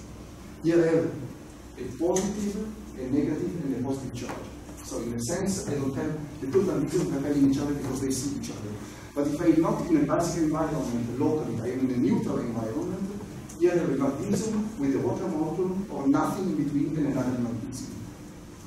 So in this case, in which I have water molecule inside, the two magnesium repel each other, and look at the distance along the simulation. As long as the simulation proceeds, the two cations go far apart to each other. If I don't have a box, a simulation box big enough, I need to see one of my magnesium cations with its own solution shell flying away, going away from my quantum box. Instead, same simulation, same number of atoms, same everything. If I am in a basic environment, thank you, Bill. If I am in a basic environment, the OH minus in between the two magnesium cations prevents the departure of one of the two, the increase of the distance between the two magnesium cations. And again, I can restrict the size of my quantum simulation box. So I have the same number of atoms, the same number of electrons, the same system, but two different quantum zones. That simulation with water was much more expensive because I had a larger box with a larger amount of basis set, larger amount of points if I have 10 waves. So the two simulations, although they represent the same system with just a small difference in the local decay, one basic, the other neutral. In the first case, I fly away with my new magnesium atom, this is the distance between the two cations. Made a box as large at least as 10 angstrom. So a huge box. If I am instead in a basic environment, a box of about 6 angstrom is enough to do the full simulation from the beginning to the end. So again, as a thumb rule, as a take-home message, have in mind what your system would be in the future when you start running the simulation, not at the very beginning. So that's a way to control your simulation for as long as your simulation lasts. And again, what we need to treat quantum mechanically is whatever participate directly or indirectly to the chemical reaction going on in the local part that you want to describe quantum mechanically. There are water molecules that do not split, do not break, but if they belong to a solvation shell or an atom which is treated quantum mechanically, they must be treated quantum mechanically as well because they have polarization effects that goes toward the atom that at the end of the day have some effect on the water or on the bonds they want to split, to break, to clean, whatever they want to do. And with this, I think I can stop here. We can go for the coffee break. I can the time, sorry. Questions, comments, suggestions to improve in a more standard way, automatic way, what I told you to do by brain instead by machine learning. Yes. With this OH anion, how is it real? Like what are conditions? Like Well, normally this kind of reaction they happen in basic environment, in the cell. But you know this. But in nature they do not happen. In the let's say in the genetic engineer environment they happen in the basic environment. In nature they happen in standard environment. So that's why nature took a million of years to evolve to make this kind of reaction bomb because of these difficulties in not being able to keep always together two magnesium atoms. If you are able to do that, you are able to cut your RNA. If you don't are able to do that, your RNA will never be cut. You can never modify genetically that part of the base.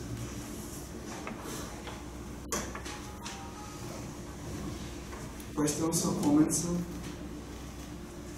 Suggestion of how you develop the we still don't know. Just do you really cut off the wave function of the border? Or not really. Actually, what we do is to smooth down the wave function of the border in a Gaussian way, like Utzlandman and Volks used to do when you have non-periodic system. And in that case, our cell is actually larger because to keep into account the tail of the wave function as long as they are meaningful. So you have a scheme? Yes, as long as they are meaningful. So below 10 to the power minus 5 is below the error bar of DFT and below the accuracy of the computer. So you no longer take, you cut beyond that value. Atomic units, into 1.5 atomic units.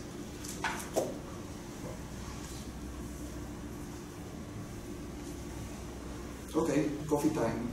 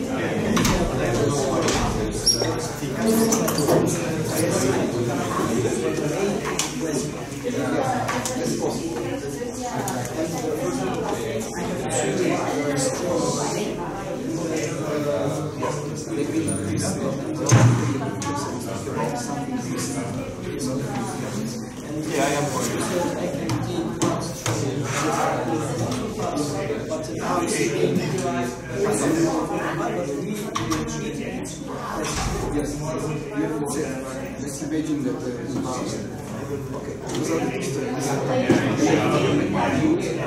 so I need a large quantity because here I have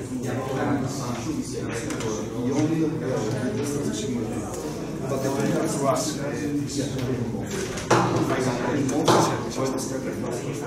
I can use this part of my system, but my box is this size because the wave function here the box size is determined by the blood wave function. Up to which distance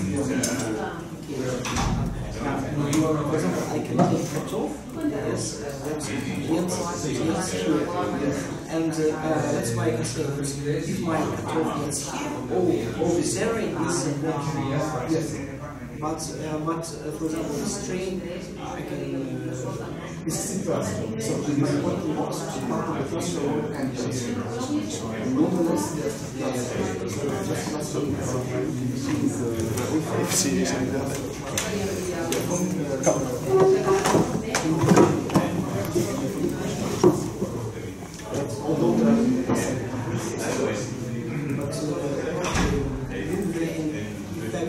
of wave functions on these atoms because they don't take part in quantum part. Yes, cutoff, yes, but does this cutoff affect this string? Because this string is classical.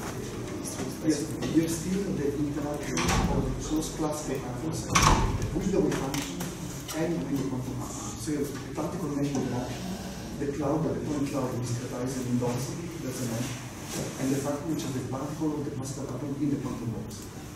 And then the interaction of those quantum atoms with the quantum atoms inside the box. So you have three atoms in the same box, classical atoms, quantum atom, and electron, and all of them interact on all of them. So atom, classical quantum, atom, and electron. Yes, so three atoms and two kind of interactions. And will we make some exercises concerning? Yes, lectures and exercises. We will do that, don't worry. You will suffer. And do you handle somewhere here, or can I ask you any questions? Sure, anytime, any moment. And for example, if I have a Polish file, I don't need, if I have a Polish file, I already know all the structures of these atoms. For example, I have a carbon atom without hydrogen atoms. But if I apply the Polish file, I can model the structure of these missing hydrogen atoms. But you say that we must use Boltzmann, but I can use, you must not. It's one of the possibilities. Yes, but the Polish file replace my necessity to use Boltzmann. Yes. But why is it important to use it? To see the automation state. Because many bases can be automated or deautomated, especially inside protein and inside DNA. So if I have to know if the proton stays on the base on the left or the base on the right. But not, for example, I can use Boltzmann in order to calculate pKa just for example, 3 atoms. Yes. But I have to put my potential for the whole. Because you are moving in an environment which has this full potential. So there is no escape. And in this case of carbon, you also have to know the local environment of this carbon. This is a methane. It can exist. But this is a methane or a methane. So 4 hydrogen atoms or 2 hydrogen atoms. Again, this depends on your system. And Boltzmann cannot solve that problem to you. And you talk about forces, yes? Yes. And what forces do you mean that exist between M and QM atoms? Just say I have 2 areas of QM, yes. And you say that I can change this area and test my results. Yes. And what should I see in order to say that okay, these 2 quantum parts are the same? Well, if you're in this case, you have here quantum forces. So in this region, let's call it QM2 and QM1. In QM1, you have, for those atoms, a force which is derivative of your potential with respect to your positions. And this is your classical force on atom height. In the second case, you have a force which is not simple data, is the derivative of your total energy depending on the positions and the electronic structure with respect to the position. So this comes from quantum mechanics, this comes from classical. But those forces, this is force number 1 and this is force number 2, those forces are the same forces acting on the same atom. At the first time classical, at the second time quantum mechanical. So is the force on atom I number 2 equal to the force of atom I number 1 classical? That's not guaranteed. If this is the truth, if this is correct, then you can take the smaller region because there is no mistake in the forces. I can take smaller region. Yes. If there is a mistake, probably those atoms cannot be treated classically because something happens to them. You have to repeat the quantum mechanics. Yes. And that's the difference. And for this reason, I have to know the charge density. Yes, this is the connection potential. So 1/2 Nobel square plus Coulomb potential plus exchange correlation. Yes, it's okay. Yes. It's just like DFT. Yes, this is DFT, this is not DFT. And do you know if we have an access to the video report yes. to these lections? Sorry? No, I know that you're streaming this lecture, and Ali's video was streaming available for us. Yes, it is in the database, so probably you can download it. Yeah, and when I can do it? As soon as the website is still operating, because we had this hackering problem, and we could not put the lecture in advance on the website. Okay. Bogdan is trying to solve it, so in a couple of days it should be okay. And when are the breakers is ended? That's a good question. We do not put answer. I think it's in the book. Late, and I was late, and I can. Yeah. Still fine.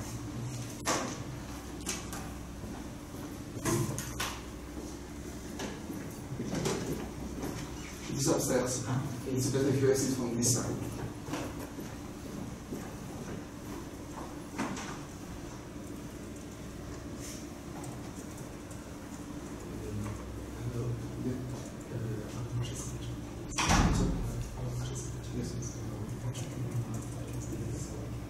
Okay. You can register upstairs. Yes. Okay. You exit from here, there is a letter, and then on the left you can find your badge. Okay. And then your registration sheet. Okay. Fill in and select also the kind of food you want to have for the social dinner. With meat, fish, or vegetarian. Okay, thank you very much. Go select meat.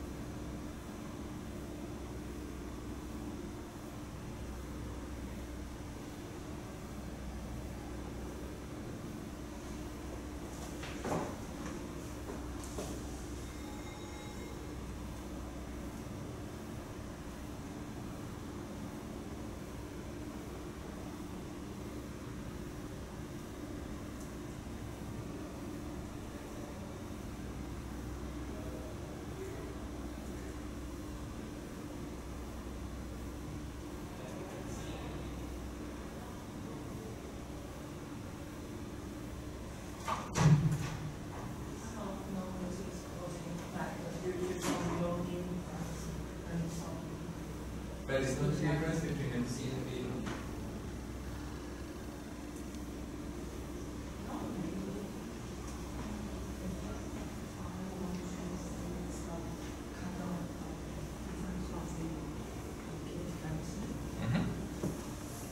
After I put things through the developing and exploring interaction, it seems cause good agreement between instruments. Yeah, like what we were looking here, time with your plots. The enzyme is focused on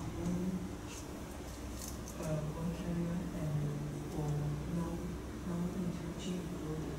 So if I export all those It matches. vectors in MD, it seems give good agreement. But do you think then, But still, like, does it mean that you need to read that the amber thing should be like They- you can do an word and you think that amber thing consider now interactions? You get the point? Like if you will affect the diffusion by including interactions? yeah, it's some future feature and we want to add to the method to include interactions. That you can work on that. Yeah. And that will be a nice project. No, at least we like prove that in MD, the totally accepted the interaction that very decrease the position. But how to add the parts in the method is Yeah, but I mean, you can make a project out of that. Yeah. Really, and it will be really nice. It will be like a follow-up, and it's nice. Exactly, it's like an improvement. That will be nice.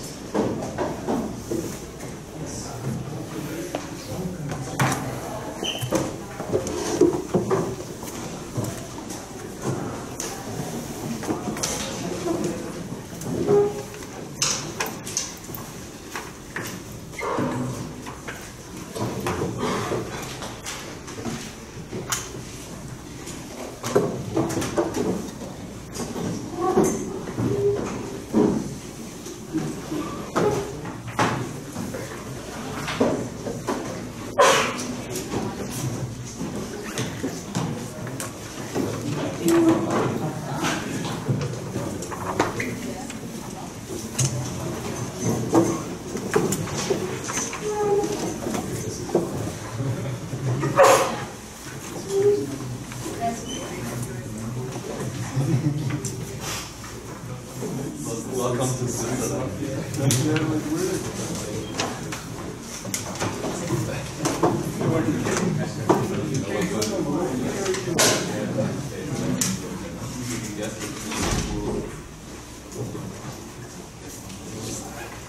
Okay, so the sector is starting, so it's reagent.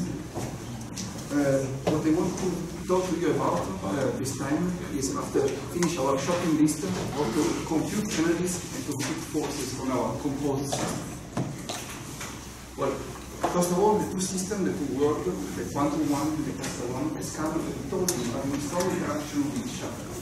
So the total Hamiltonian is clearly just not the simple algebraic sum of the two. We have to do something more about that.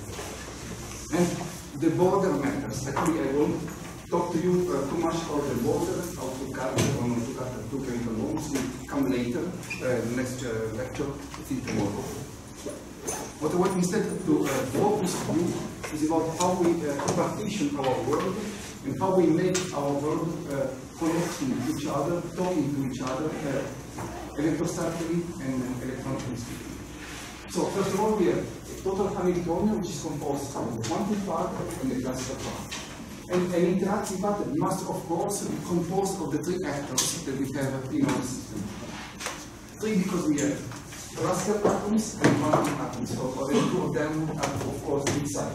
And a third one was imposed on top of that electronic structure. So electrons, quantum atoms, quantum XYZ, and classical atom, classical XYZ are the three actors that should play together in this kind of game. And of course, they interfere, they take care of each part of the system, the external part, real external, the internal part, the embedded in the system, and the communication between those two. In doing that, again, remember what a classical force field is, and which is the structure of the classical force field, which are the interaction that normally are coded in any kind of computer code, from German to Amber to what you can invent by yourself. So this will be our classical part. This is the analytic function describing the interaction among the atoms, classical atoms.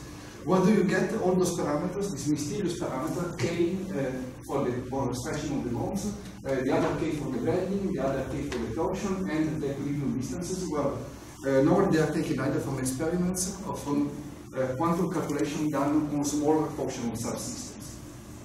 So all the force field that you have on hand have empirical parameters coming from somewhere, God knows where, from experiments for probability calculation, and also parameters which are intrinsic in first-principle calculation because we have approximations. A way of doing that, for the Bruno Akuman sensei, Professor Akuman, unfortunately passed away about 4 months ago, is to compute actually the total Hamiltonian by partitioning the system in Qm and Mn and adding or subtracting what we want. First of all, to set up a Hamiltonian, we consider the full system, the quantum and the classical atoms. On top of that, we compute the total Hamiltonian of the system composed of any possible atom, all of them treated classical. So this is the classical calculation. Then, on top of that, it took only the quantum mechanical system. On top of this quantum mechanical system, we compute the total Hamiltonian of that subpart. So this is the quantum mechanical Hamiltonian containing only the quantum mechanical atom. Of course, if you do this game, you count twice the interaction of the same subsystem. One treated classically and one treated quantum mechanically.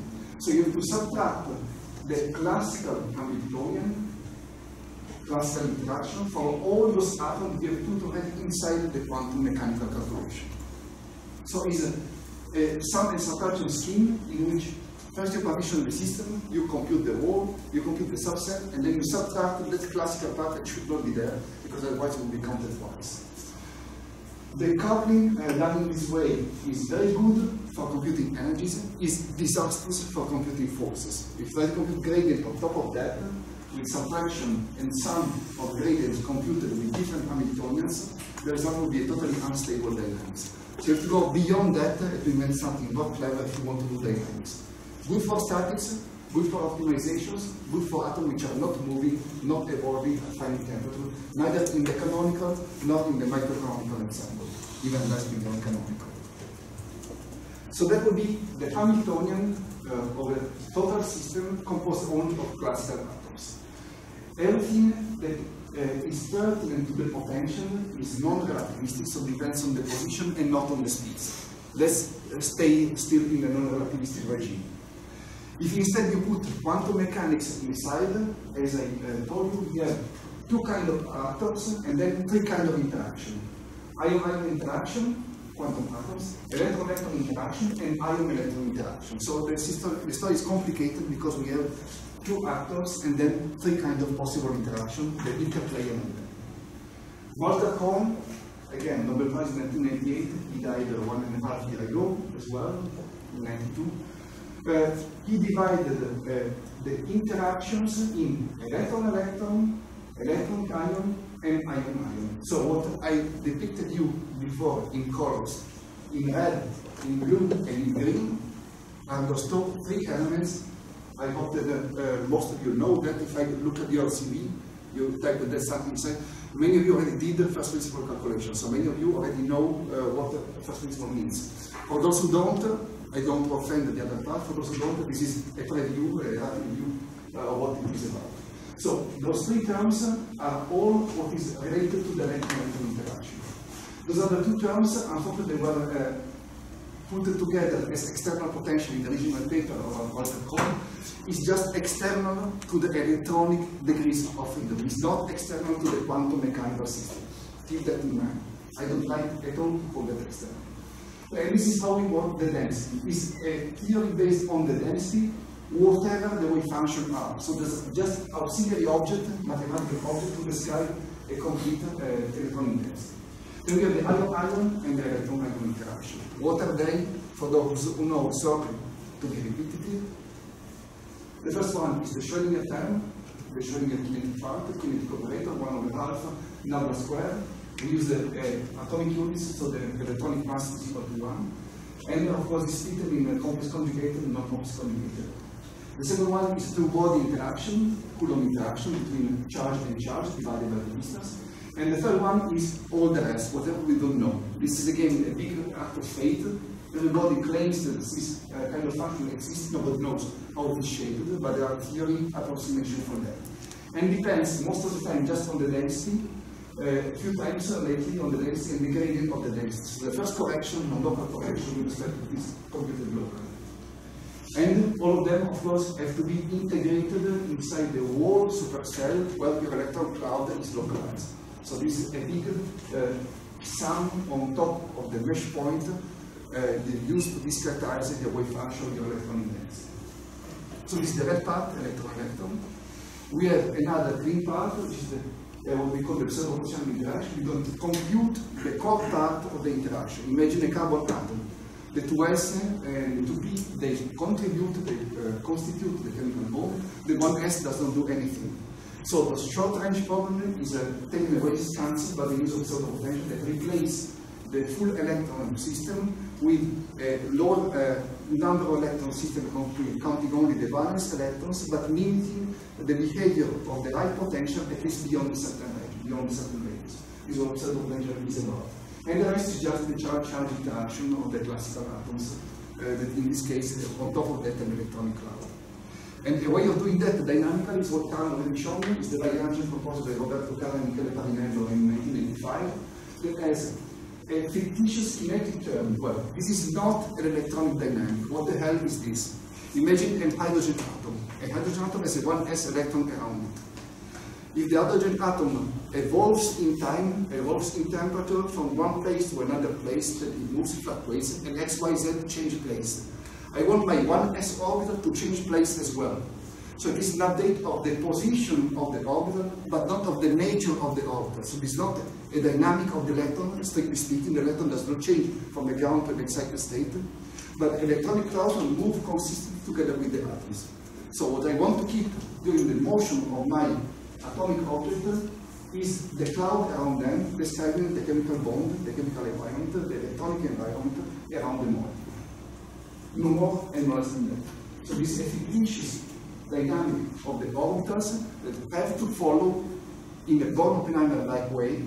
I will come in a while what it means. In a Born-Oppenheimer-like way, the movement of the atom. It's just a way of moving together without recomputing at each step the shape of the orbital of those bloody objects and bloody set of atoms moving because they are floating, they are a molecule, they are whatever you want. And then in the original lecture of Carl Parinello, people have bad tendency to forget that there is another parameter called alpha. It is whatever is not an atom and an electron. So what is not an atom and an electron? Can you imagine? Be brave, say something. The temperature is not an atom, so this can be a thermostat. The pressure is not an atom, so it can be a thermostat. A reaction coordinate can be a non-atom, but a moving coordinate, imagine two-atom approaching. So whatever is not an electron and is not an atom can be put here inside. You can extend further the Lagrangian. We will do this game when we will speak about blue moon and metadynamics. So anything which is not outside, if it's not an R, can go inside, and you can extend your Lagrangian. If you include the electrons, as Carl will show you, they are quantum objects. So if one has orbital move from this place to this other place, it has to keep its own quantum nature. It has to be normalized, equal to 1, and orthogonal to all the other orbitals. So what is written here, what is written here is just the condition of orthonormality of all the orbitals from one place to another place. You have an extra constraint to add on top of the moving orbitals. Because they are quantum objects, you want to keep them as quantum objects all along your trajectory. And then the interaction is what Walter Kohn and his colleague Sean wrote for us, containing all the wave functions, all the atoms, and all the extra parameters that regulate your system. Yes? So with the propagation of the electronic field, you don't get polarization, you only get the displacement of the wave function. You get polarization if they polarize. You don't get transition from a ground state to an excited state. If one s orbital want to change shape a little bit because they want to change, you will have that. This comes along because the movement of the atoms implies also a change in the electronic structure, and they change solidly with the rest of the atom because they are coupled via this total potential.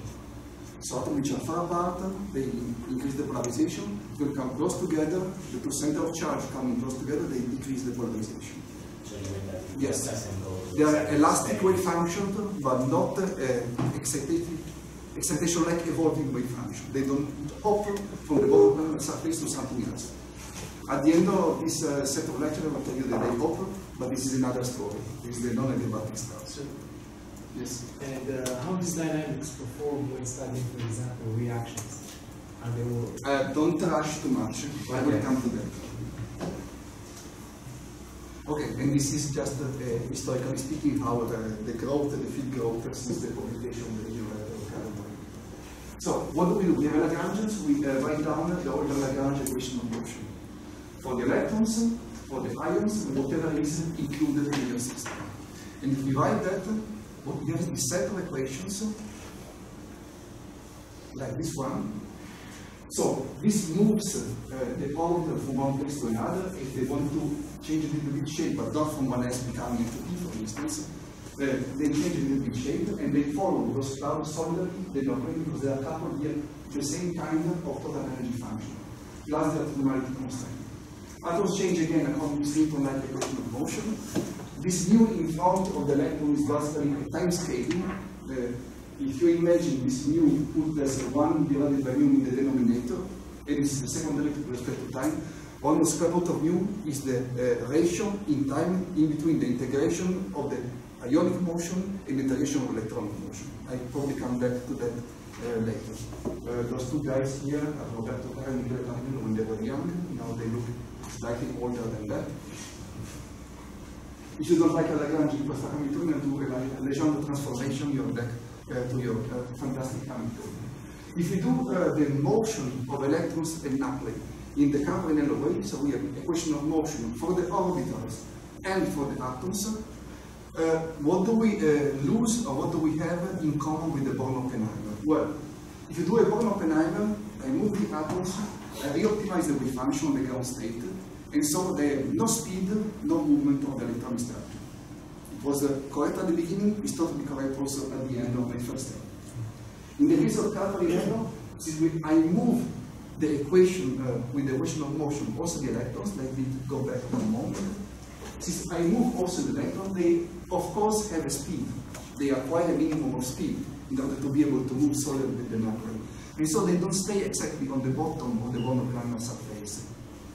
The blue line here that you see at the bottom of the sort of parabolic object is what can imagine pictorially as the Born-Oppenheimer trajectory. exactly in each point the speed of the electron wave function are equal to 0. Now instead with the red snake that moves along on average the bone of liner, I move slightly away every now and then from the bone of liner trajectory. So this moving away is the adiabatic-like way, adiabatic-like method that the electron have to mimic on average what happens to the bone of banana, but having a question of motion consistent with the atoms.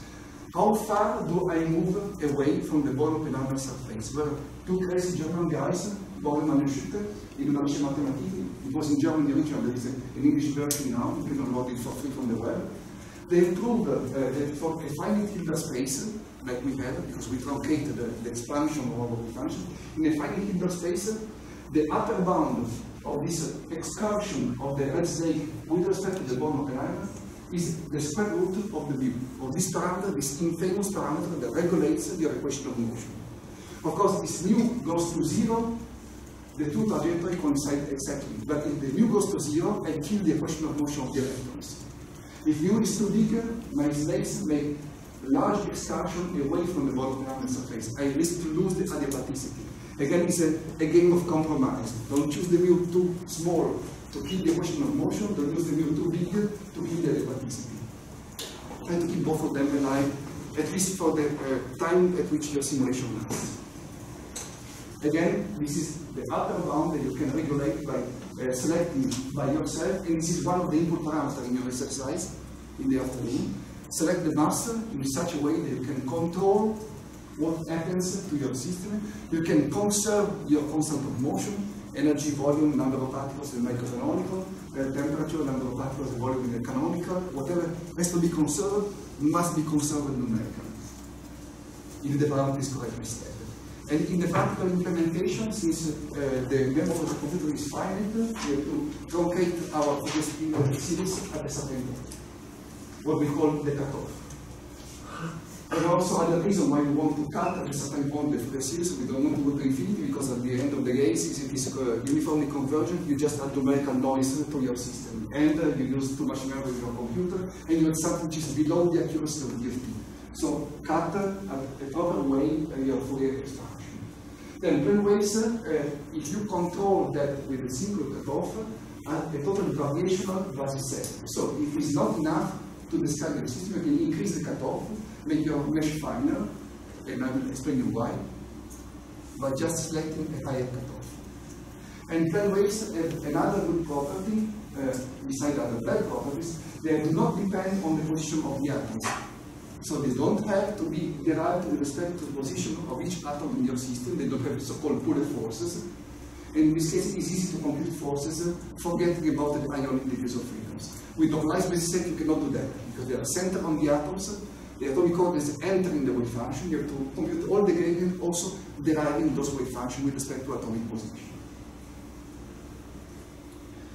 If you select a cutoff, you increase the number of waves that you put inside it, you go higher and higher in frequencies. Do a Fourier transform, you have in real space how fine is your mesh. So the number of points in real space is regulated by the number of plane waves that you put inside your system. So at which point you truncate your real space. So with one single parameter you can control the mesh in the real space and the number of basis set in the reciprocal space. So the very useful parameters. And in the case of Caparinello pure program, this is the only parameter you need to control. In the case of the CP2 cases, use a mixed basis set, a localized one and the real space, say, plane wave one for the density. This is just one of the parameters you have to control to see what happens to your wave function generally in between atoms. On atoms, there are Gaussian centers objects, localized basis set. In between, you can interpolate this sort of extra Fourier. Excuse me. Yes. Are we assuming here to work only at the gamma point? In this case, yes. Okay, K point versus gamma point. Most of the system doing K points is irrelevant because the system is not a crystal. So it's better to take a larger system that more gamma points. If you have a crystal, of course, taking just few atoms and many gamma points can be useful to look at symmetry.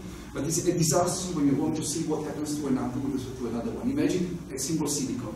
With one atom and many K points, you can mimic the crystal. But all those K points are just mirror in different directions of the same atom. So the atom moves from the left, all those atoms move from the left in their own direction. It is not an interaction of atom with other atom. We prefer to take large system with more atoms to do something independently, like taking less atom and more K points. Because this is what nature does. K points are a beautiful pictorial image for crystallographer, but totally useless for clusters, for non-periodic systems, for biological systems. They are pointless. They are just numbers that don't mean anything. So I prefer to look at another person speak to you and not speak my image, my mirror image of actually myself in the moment.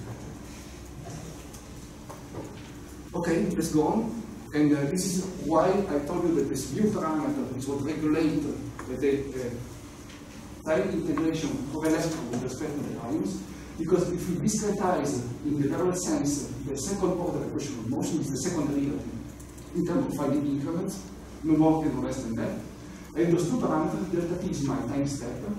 And if I divide this in that way, I can see here the scaling of my time for the electron with respect to the scaling of the atom, which in front of the equation of motion, the physical mass of the atoms, 1 for the hydrogen, 16 for the oxygen, etc., etc. So this really takes care of how fast or how slow electrons move with respect to the real motion of the atom, which are the real elements.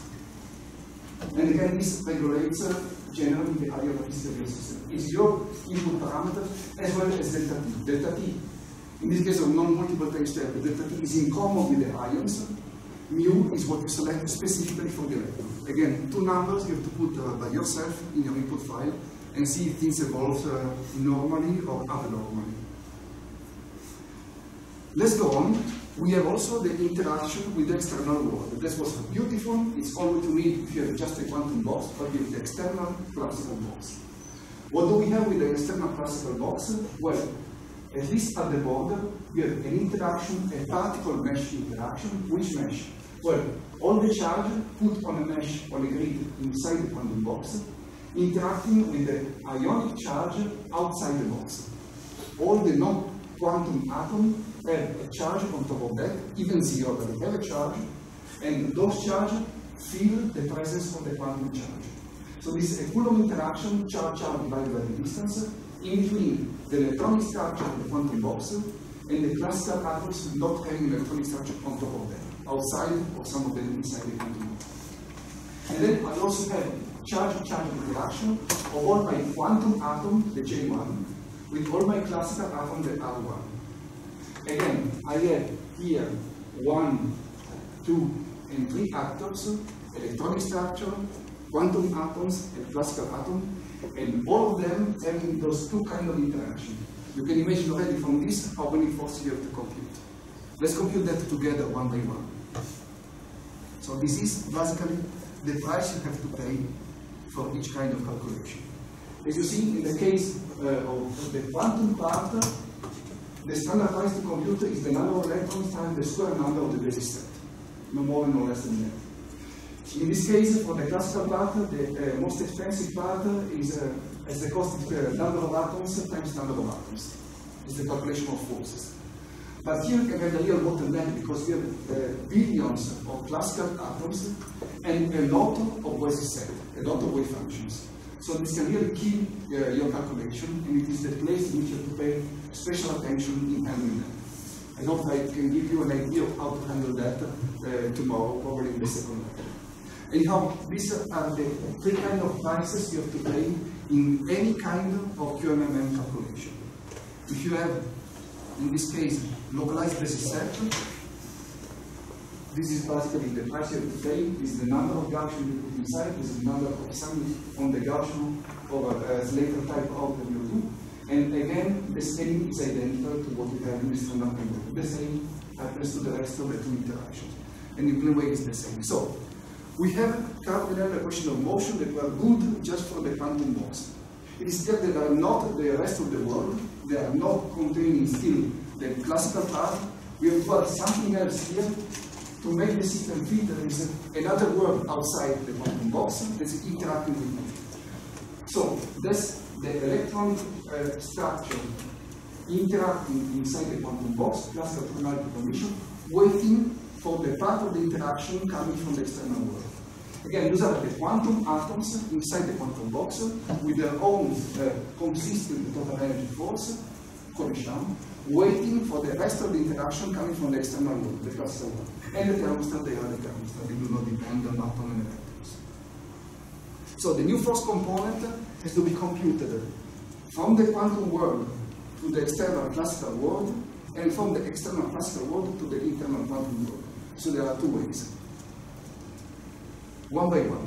Again, also the total Hamiltonian for the classical force field, which are now inside in his belly, this quantum box, has to feel what is happening in his belly because there are wave function and electrons. So also this Hamiltonian that is good for a full classical force field is waiting for something else to correct what is missing, because now there are electrons and ions inside.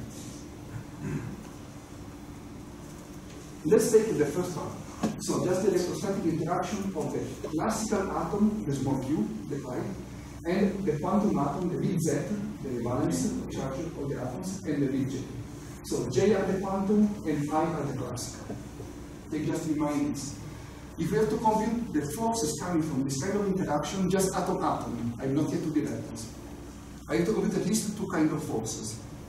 The first, if I make the gradient, the derivative with respect to the quantum atoms, then I have the action of the classical atom. Here the sun runs on all the classical atoms, the action of the classical atom on top of the quantum atoms. So this is the contribution to the force of the classical atom that touch the quantum atom. They say something to the quantum atom. So this is from the external world to the small inner world. And I also the other way around. I take the derivative, the gradient with respect to the classical atoms. So the classical atom feel what is in the belly, in these quantum atoms inside the embedded system. I sum on top all the quantum atoms, and then the second force component. So this is the new component on the quantum atoms, this is the new component on the classical atoms.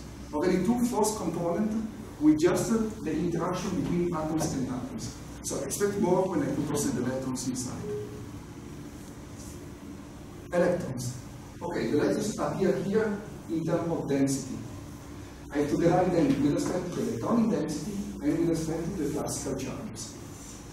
What happens when I do the first derivative? The first actually is a variational derivative. I take the variational derivative with respect to the charge. I hope that all of you know what the variational derivative means. Here there is a variational derivative with respect to the charge. Basically, I kill the integral, and what I have is a sum on all the classical charges, look like a potential, divided by the mesh point minus the position of each classical atom in your system. So, since there are mesh points and the derivative is done with respect to the electronic structure, the total density, this is a new ingredient, a new potential acting on my Schrödinger or Cecam equation. Without this, will be just the quantum system. If I add this, I have a new Schrödinger equation, new Cecam equation that fits what happens outside because of the presence of the classical force field. But again, it acts indirectly with this potential on the electrons. And if instead of the variational derivative, I derive with respect to the V, capital Fi, I have a third force component, and this third force component tells me what happens to the classical atoms that feel the presence of this electronic cloud inside the quantum box. So again, this is an electronic ionic interaction, apart from the fact that it's not what I've seen in Kappa. Remember, this is the external ions feeling the presence of this big electronic cloud inside the embedded system. So again, another force component for the classical part of my system. So one additional potential, the former two force component, from the quantum to the classical, from the classical to the quantum, and yet another one, a third one. So let me complement the equation of motion. My classical force field, since it has two components, one due to the atoms, one due to the electrons in the quantum system, has two new components to put inside. So not only this part of the Newton equation, the other two because they feel the rest of the quantum world embedded in them. Carbon for the electrons, that's okay, but I have another potential coming to the fact that the external to the quantum box, there is a classical world. And this classical world influences the electron. So this new potential that we just computed act on the wave functions. So again, this complementary, you're punishing, you're showing your equation of motion. Yes? So that is the term that is the molecular mechanics interact on the quantum, but there is also, you said that there is a term that the quantum mechanics interacts with the molecular mechanics. Yes, and it's here. This is due to the atoms, this is due to the electrons. You already put that. I'm just coming down to the quantum box. And a third first component, not only the gradient due to the quantum system, but also the external force to the rest of the atoms outside the quantum box acting on the atom inside the quantum box. So with 1, 2, and 3 first component plus an extra potential, I complemented my equation of motion. I can move together the quantum and the classical part with the same kind of equation of motion. Newton-like, Capanello-like, apart from the new ingredient, new actor that was not there when the whole system fully developed. Again, the codes that we use can do this kind of calculation, Capanello-like and Born-Oppenheimer-like. It's up to you to decide which kind of dynamics you want to do, but despite the time of the dynamics, so optimizing here instead of doing Capanello, that part of the potential is still there. So if you re-optimize the electronic starter to step with the Born-Oppenheimer, don't forget to put this, to plug this in your Conishan equations. And again, if you move atoms, those equations do not change at all. They are the same also in the case of Born-Oppenheimer. Which one do you want to use, Born-Oppenheimer or Capanello? Well, it depends on your personal taste. There are good and bad points in both of them. In the case of a Capanello, the conservation of the constant of motion is nearly perfect because it is a total Hamiltonian, total Lagrangian system. You don't have to add anything. In the case of Born-Oppenheimer, it depends how good you are in converging wave function from one step to another step. If you want to go too quicker, you don't converge very well the wave function. You have residual forces that propagates and propagates and propagates. Electronic optimization, if you do Capanello, is not needed at the next step. It is needed if you do the Born-Oppenheimer. And the larger the Born-Oppenheimer step, the larger the amount of time you spend to re-optimize the wave function. So at the end of the day, which one of the two is faster? Well, try to your system if you gain or if you lose in doing the former or the other. Regularization of the Hamiltonian is not needed in the Capanello because this constraint of the orthogonalization and normalization of electron avoids you to orthogonalize and diagonalize the Hamiltonian instead. You don't need the eigenvalues. You need that instead of the Born-Oppenheimer. Then the derivation step for the case of Capanello has to be small because you want to keep the derivatistic. You don't want to make a big jump of the electronic structure. You want to keep them as close as possible to the Born-Oppenheimer subphase. And because of that, it's small, whereas in the Born-Oppenheimer can be large. The minimum of the Born-Oppenheimer subphase on average is correct, but you have exertion around due to this non-adiabatic way of moving the electrons, not exactly the adiabatic way. So again, it is exact the minimum of the Born-Oppenheimer surface in the case of Born-Oppenheimer is approximately in the case of Capanello. And again, you have to look for the stability, the efficiency, the accuracy, and the minimization of that. Again, all of this depends on the kind of scheme you want to use to integrate your equation of motion. Again, your personal taste and your computer power and your ability or disability in conserving the conserved quantities. The warning about the conversion of the wave function is exactly this one. If you don't, if you are not careful in reconverging at the maximum possible precision the wave function from one step to another step, the new density is not really the new density, it's a sort of fake density. It does not give the Born-Oppenheimer. You stop it too early in the conversion of the wave function. It's an approximate density. You make an error in the density, you make an error in each kind of interaction, because it is not the correct density, and this propagates more and more along your dynamics. So Born-Oppenheimer requires special care in re-optimizing wave function from one step to another step, if you want to have a properly conserved quantities. Pay attention to how good you are or how bad you are in doing this kind of game. Okay, I can stop here. We are more or less on time. I hope I'll be able to catch up because there was a bit delay in the coffee break. If you have questions or comments or suggestions to do better than what we do, they are welcome. If not, even later it's okay. Think about it. I have a very general question. Yes? Because if you think about some chemical reactions and CPMD and CPK, yes. Do you see some differences in accuracy of when you have like localized specific CPK It depends if you are good in selecting a good basis set. If you are good, since in the Capolinero type is variational, you can increase that as you wish. And if your base set is good in CP2K, both of them must give the same result. If not, there is something wrong, deeply wrong. So the accuracy is the accuracy, namely speaking, of the gift. But if you suggest what is better, it's like you cannot say that. No. Yes. I don't want to say. For some system I could say, but I prefer not to say. Okay. There are people looking at me in a strange way. No, if I can add something there, I think that the choice, and this is my taste, of one code or the other, should come mainly, for instance, from the architecture you are using. Maybe one code scales better in architecture.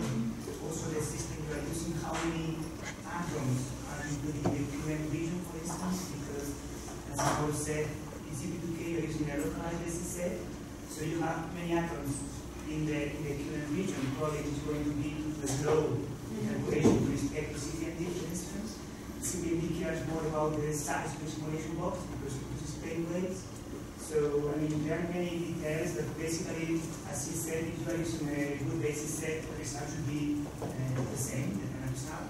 So, I would look maybe at the scale. So, you have to do some tests and see which one is the propose and hardware. Despite the games, it depends on the CPU at all. That's the second generation Capolinero, that's common enough. Yes. We have no Yes. Yeah, so if you want to run Capolinero, you only have one choice, the CPMD. If you want to run Bordenhammer, you can use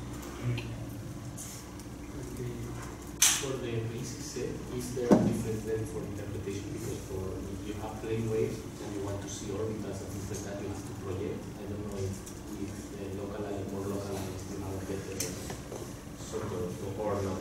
You have some kind of better, you have some ways of projecting which are more natural to local spaces. This is true. If I just make quick add also to the previous question.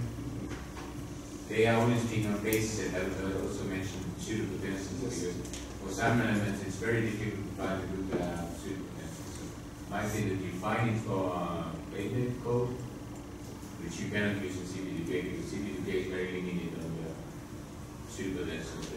That's the only one type of pseudopotential. Yeah, for that. Also, another difference would be that in one code you can have some methods implemented and in the other. Thinking about the advanced, things like that. So there are many different things that you have to look at. But at the end, if everything is implemented in both methods, you should get the same result. Because sometimes I tell that with playwrights you cannot have more playwrights in the place when the chemical reaction is going. So I was wondering if it is like has real impact later on values or just increase the kind of. Just imagine, just increase the So I don't think you can increase the method, you increase the computational. Yeah. But you will you have a lot of accuracy. You're describing all the spaces the same. I'll go a bit over it in my lecture. I will repeat some things. I mean, one addition still, I mean, it's not really at all the reactive region, the valence region. The cutoff is set by the electrons close to the core. Okay. It doesn't change much.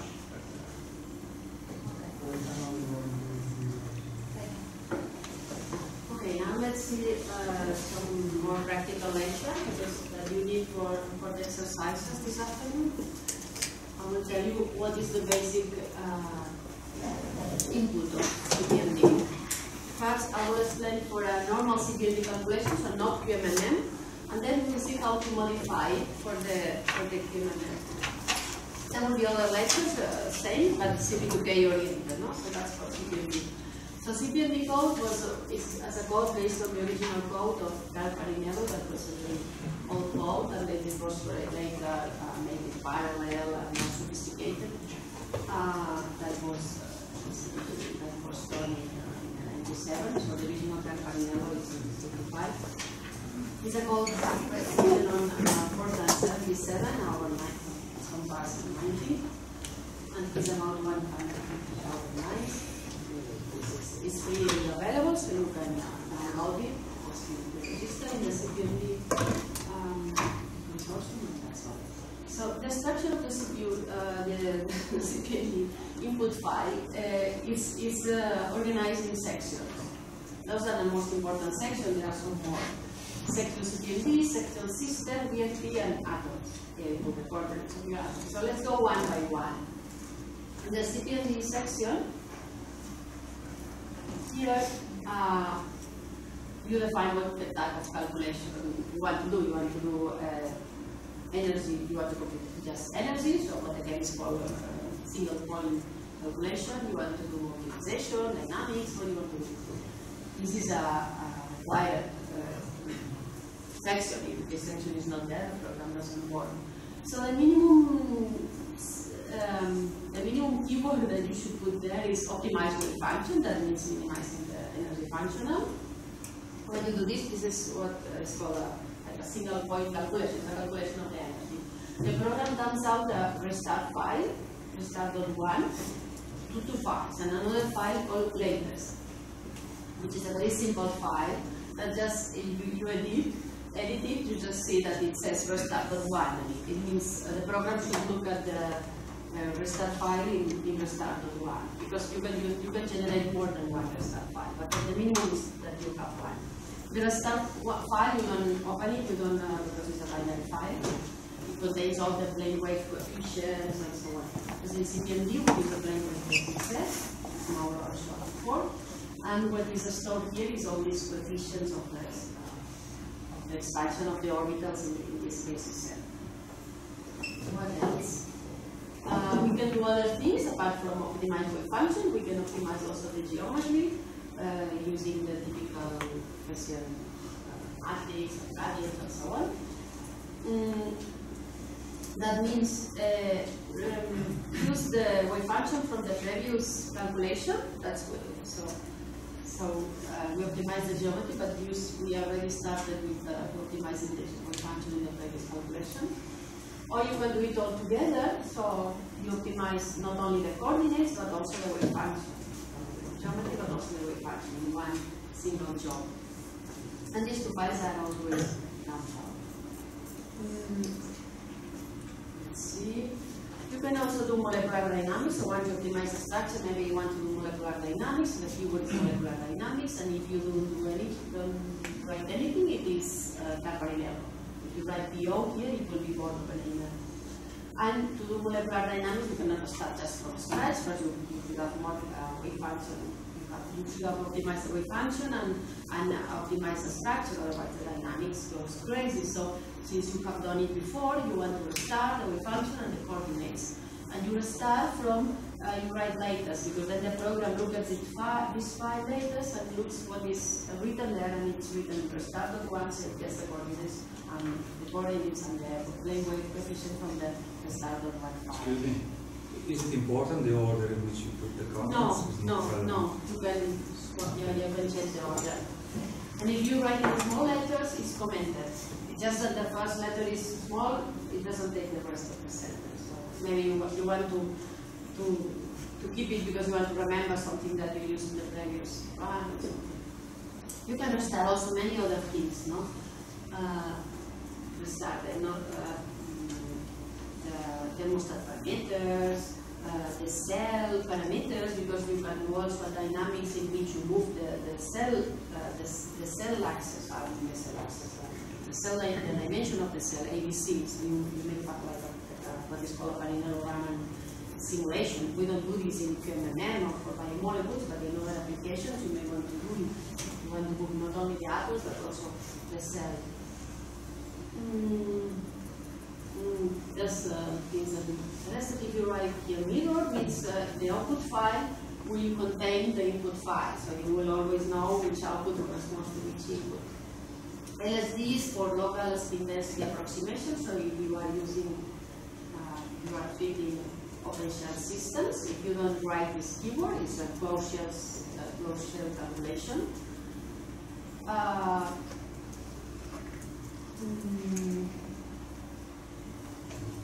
If you write quench electrons born of an aimer, it means, so in Carparinello, in molecular dynamics, the energy is not computed at every time step. But if you write this in the input, it will compute the energy at the first iteration, the first molecular dynamic steps in the dynamics. So maybe you want, maybe your kinetic energy of the electrons went a bit too, the electrons heated a little bit, and the kinetic energy you don't like is too hard. Then maybe you can quench and then continue the simulation and control it in this way. So that minimizes the energy function. This is the default. This is actually the default method to optimize the function, but here is not used because this is molecular dynamics. That's a time step in atomic units, so it's not in femtoseconds. So in atomic units, 5 it means like 0.12 femtosecond, and that's the mass of the Gasparinello, the fictitious mass of the Gasparinello Lagrange in atomic units. Something that needs to be tested before starting the simulation. The one that Mauro already showed that you need to choose some mass that is not too small, it's not zero, so that the electrons follow the ions, but it cannot be too large, otherwise there will be interchange of too much energy between electrons and ions, and the dynamics will not be good. Okay, some more keywords. Temperature, target temperature, the simulation. This is a way to control the temperature of the atoms. It's a very simple way, not a thermostat, it's just that in that way we keep the temperature at 300 plus minus 40 Kelvin. This is useful sometimes at the beginning before you have the thermostat. Maximum step, maximum MD steps of the simulation.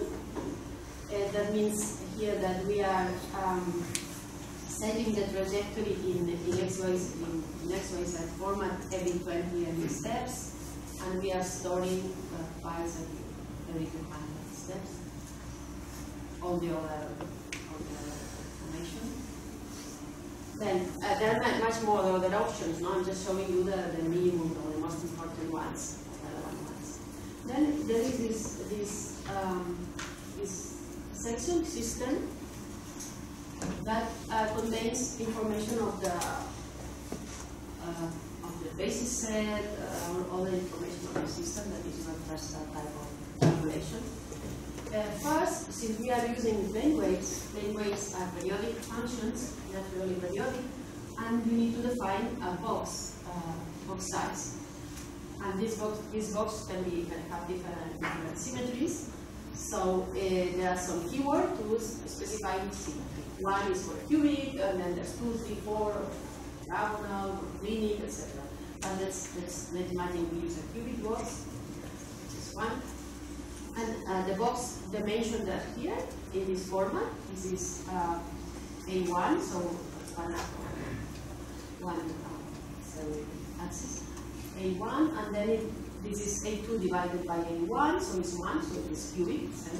And then there is cosinus of alpha, cosinus of beta, cosinus of gamma. So it's 0, it's a cubic box. Cutoff, this is the cutoff of the plane wave expansion. So if we raise this number, it's more plane wave, lower it's less plane wave. And that cutoff I will go back later, it depends of several things. Sorry, is it in Rydberg? In Rydberg, yes. Sorry, yeah, it's in Rydberg. The charge of the system, so the total charge, if it's an anion, supposing we are in CPMD now, it's not chemical. Supposing we are doing a calculation with, let's say, a molecule. So that's the charge of the total molecule. It is, if you don't write charge, it's 0, no? The default is 0. Multiplicity, in case we are using a local spin density, that goes together with the previous keyword local spin density, because this is for a triplet state. If you don't write multiplicity, it means it's a singlet state, it's Gaussian. You can also use Armstrong, so this is in atomic units, but if you write here Armstrong, then the cell box, the cell dimensions are in Armstrong. Okay, let's talk a bit about basis sets. Maula already told you main things. I'll go over it a bit more because maybe some of you are more used to atom-centered basis sets, like if you work with the Gaussian program. So Gaussians are centered on the atoms, and there's a maximum value of the function is on the position of the atom. But in CPMD we use plane wave basis sets. Plane waves, and they're localized all over the space, all over this box. And they are not centered in the position of the atoms. This has advantages and inconveniences, as we were discussing also before. And let's see, if we use a plane wave atom-centered basis set like Gaussians, they give a bit more chemical insight, because it's better to have the maximum of the function where the atoms are. And maybe the interpretation facilitates really the interpretation. Especially at the beginning, when you are starting working with plane wave basis set, you're like, oh, what is this? No, these functions are localized. But at the end, when you have some experience, you also can have the same design. As I said, atom-centered basis set, they don't depend on the positions of the atoms. And because they are centered on the atoms, and there's no functions where there's no atoms, of course, we don't want to have good functions there, because there is no electron density. So we save the function, number of functions. But that leads to a so-called basis set superposition error, this type of non-democratic description of where there is atom, I have a lot of dense functions, and when there's no atoms, I don't have functions. Because if you use a basis set that is not perfect, that is too small, because we are always at this limit, no, we don't want to use a big one, because we need more computer time. Then maybe some atoms use density use functions that are centered to another atom to describe its own electron density, and that leads to the so-called basis set superposition associated to the incomplete basis sets. In plane waves,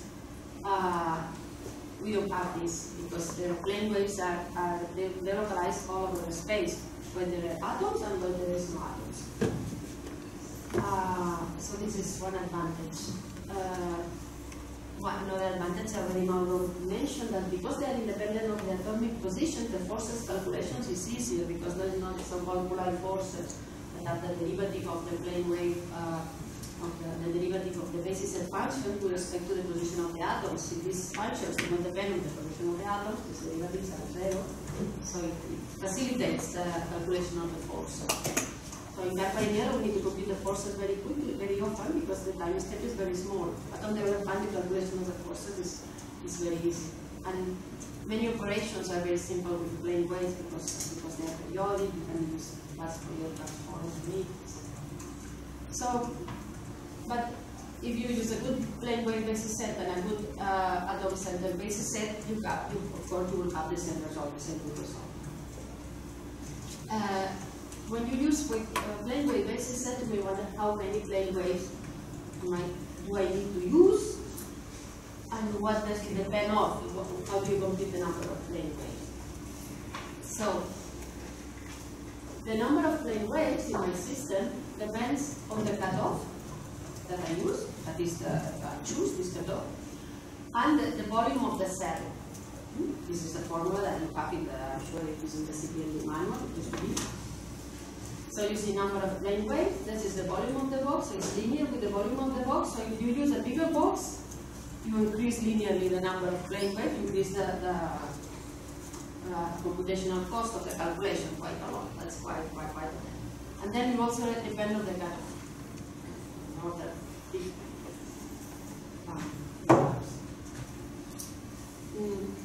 Notice that the number of plane waves does not depend on the number of the atoms.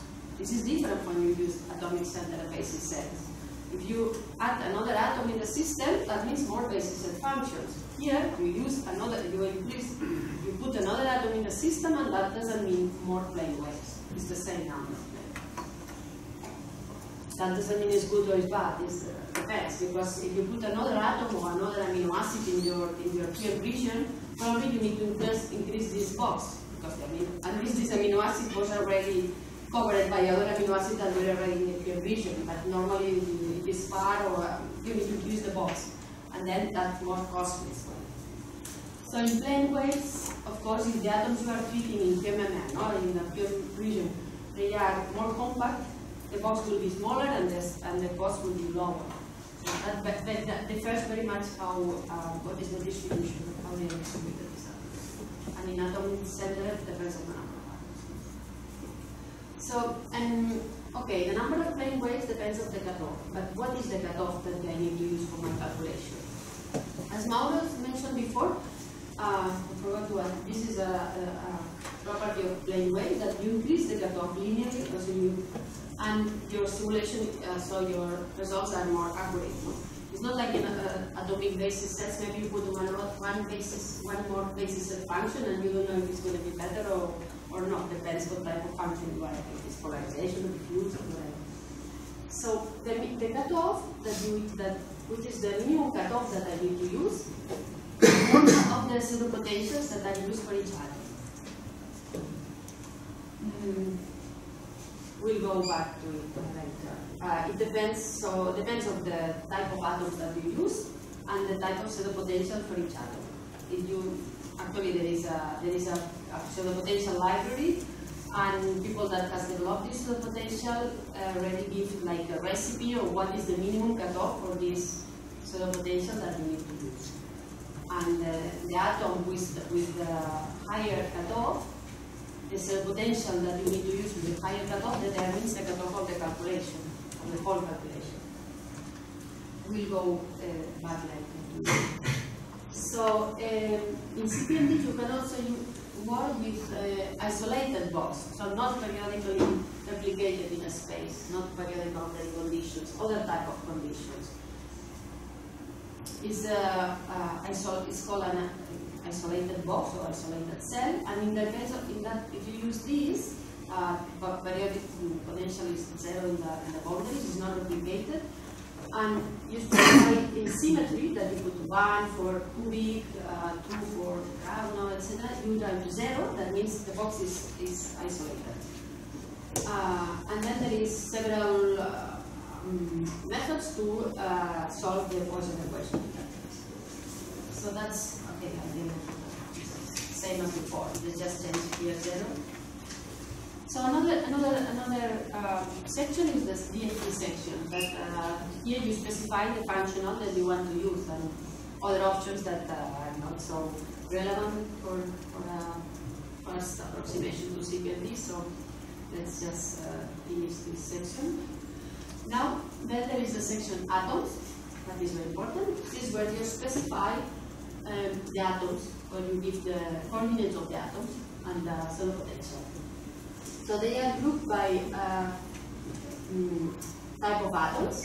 So there's always this stack here. This is phosphorus in that case. This is the name of the pseudopotential that you use for phosphorus. You need to check in the pseudopotential library which pseudopotential you want to use and write this name here. Same. So it's a file that the program will look for in the pseudopotential library. This is some specifications of the pseudopotential, information on the non-locality of the pseudopotential, whether which each channel is local or non-local. In general, you don't need to change. In the pseudopotential library, you will find a README file with for every pseudopotential it tells you which what we need to write here. So better not to change it. This means 1 phosphorus, and here is the coordinates x, y, z of this atom. Now we have oxygen, 2 oxygen atoms, and those the coordinates, and etc. As many atoms we have. If you want to use constraints, like constrain a distance or position of an atom, etc., there is a small subsection within the atom section that is here constraints and constraints, and there are several keywords here that you can use like constraints and also restraints. So in this PSP file, all the force field parameters are here? Force field? The pseudopotential means? So no, the pseudopotential for the atom. Okay. This is completely different for the force field parameters, you say the K values and all things. No, but that's different. I'm talking about pure DFT now. Okay. That's not force field. Okay. So that's the pseudopotential is an extra potential we use to describe the core electrons, because in plane wave we also always use the potentials, but that's not something different. So in the you will see in the potential library there is a README file, and if you open this file, you will see, well, there is a long list here. Element, for instance, from hydrogen, we have these 4 pseudo potentials. Maybe that's more. I don't know. Type of pseudo potential. This is an LDH pseudo potential. This is only to be used if you do an LDH calculation, so no gradient corrections. So the pseudo potential need to be corresponding to the calculation you want to do. This was developed by Bachelor Schluter. This is the name of the file you need to write in the input, and if you use this precise pseudo potential, you need to use this Lmax equal S and log equal S. And the minimum cutoff you need to use for this is 25 milligrams. So instead, if you choose, well, the cutoff is the same for this one. So if you choose this one that I recommend because it was done by Norway, then it is exactly the same. Same cutoff and so on. But I should write more limits here. If you use, for instance, oxygen, it's a cutoff of 70, it's a matrix 2 years of potential. So if you have oxygen, then you need to use 70, and then 70 will be for the whole calculation for the atoms. Determines the total cutoff. When you run the simulation, you open the output. Sorry, maybe a question about cellular. Are they not conserved or ultrasoft?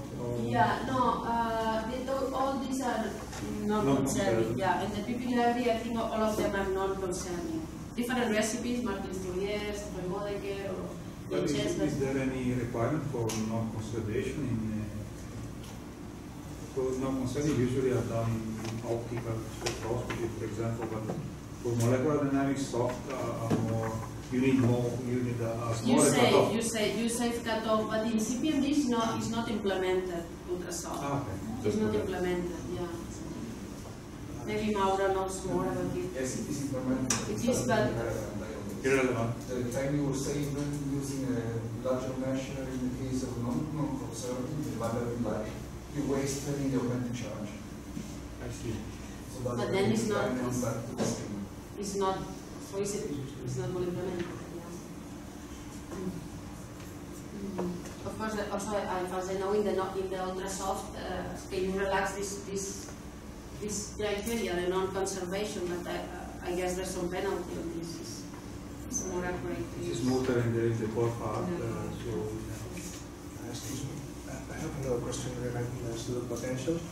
I was wondering how sensitive is the simulation to the method for solving the non-local part of the pseudo potentials in non-numerical ones like Martin or something like that. How sensitive with respect to changing how you define local and non-local? Yeah, because as far as I know, there are several methods to solve the non-local part. In pseudo potentials that are you need the Kleinman-Bylander approximation. Yeah, exactly. This is the default in CPMD. Okay. I never tested these different schemes. I always use Kleinman-Bylander. I don't know how this. Okay, I also use it as a blind choice, but I don't know which implication it has. Okay. That I cannot answer. I don't know. You know, I don't know Bylander or the Gaussian and Beat. So both of them are correct. Which one is faster again? Try yourself. So the Kleinman-Bylander is faster than faster. Generally, yes. Generally, yes. As far as accuracy is concerned, I don't think it. Okay, thank you. Wow, the other. You have to try.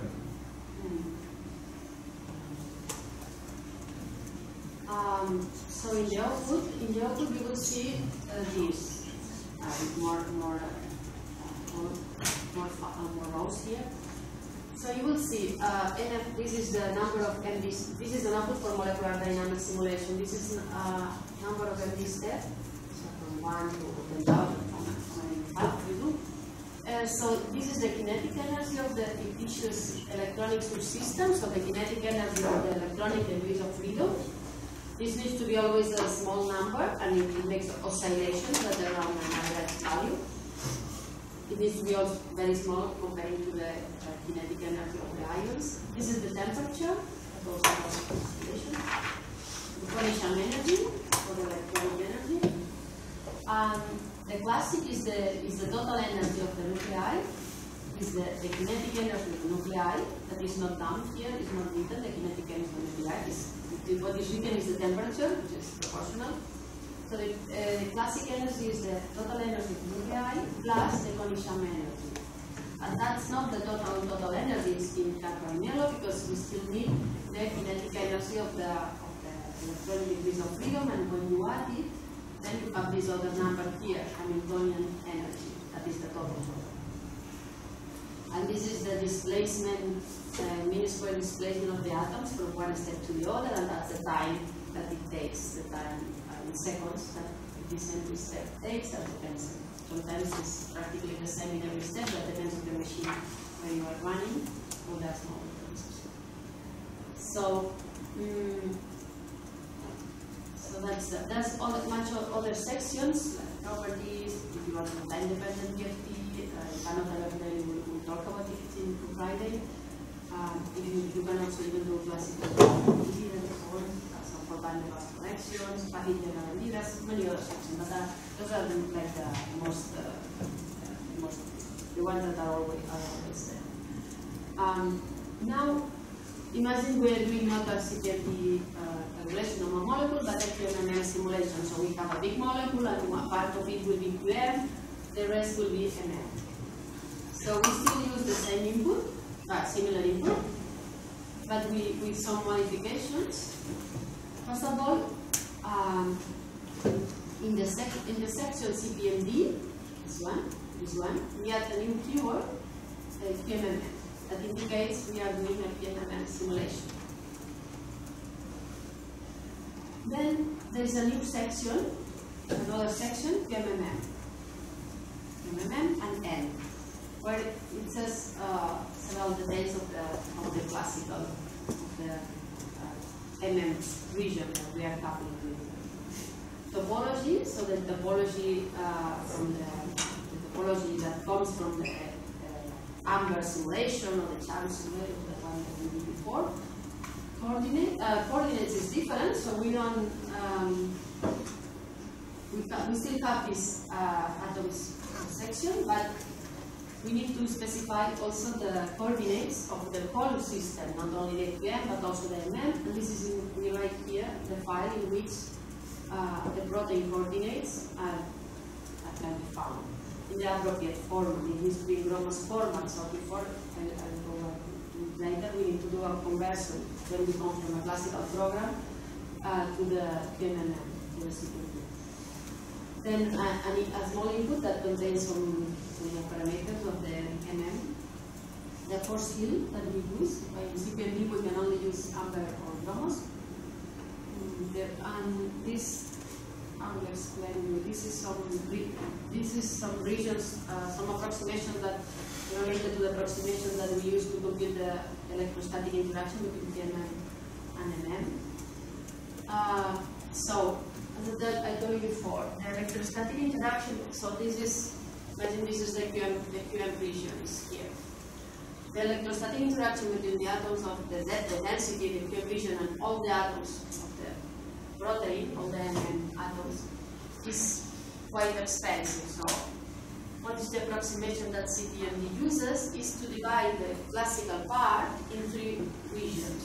The first region is the closest atoms to the QM box.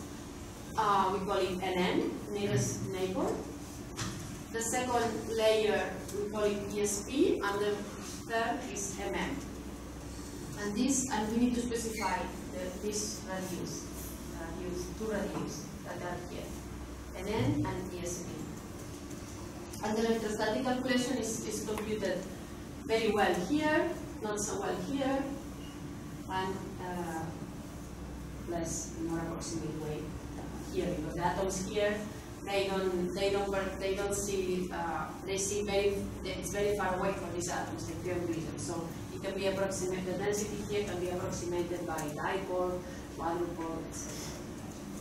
So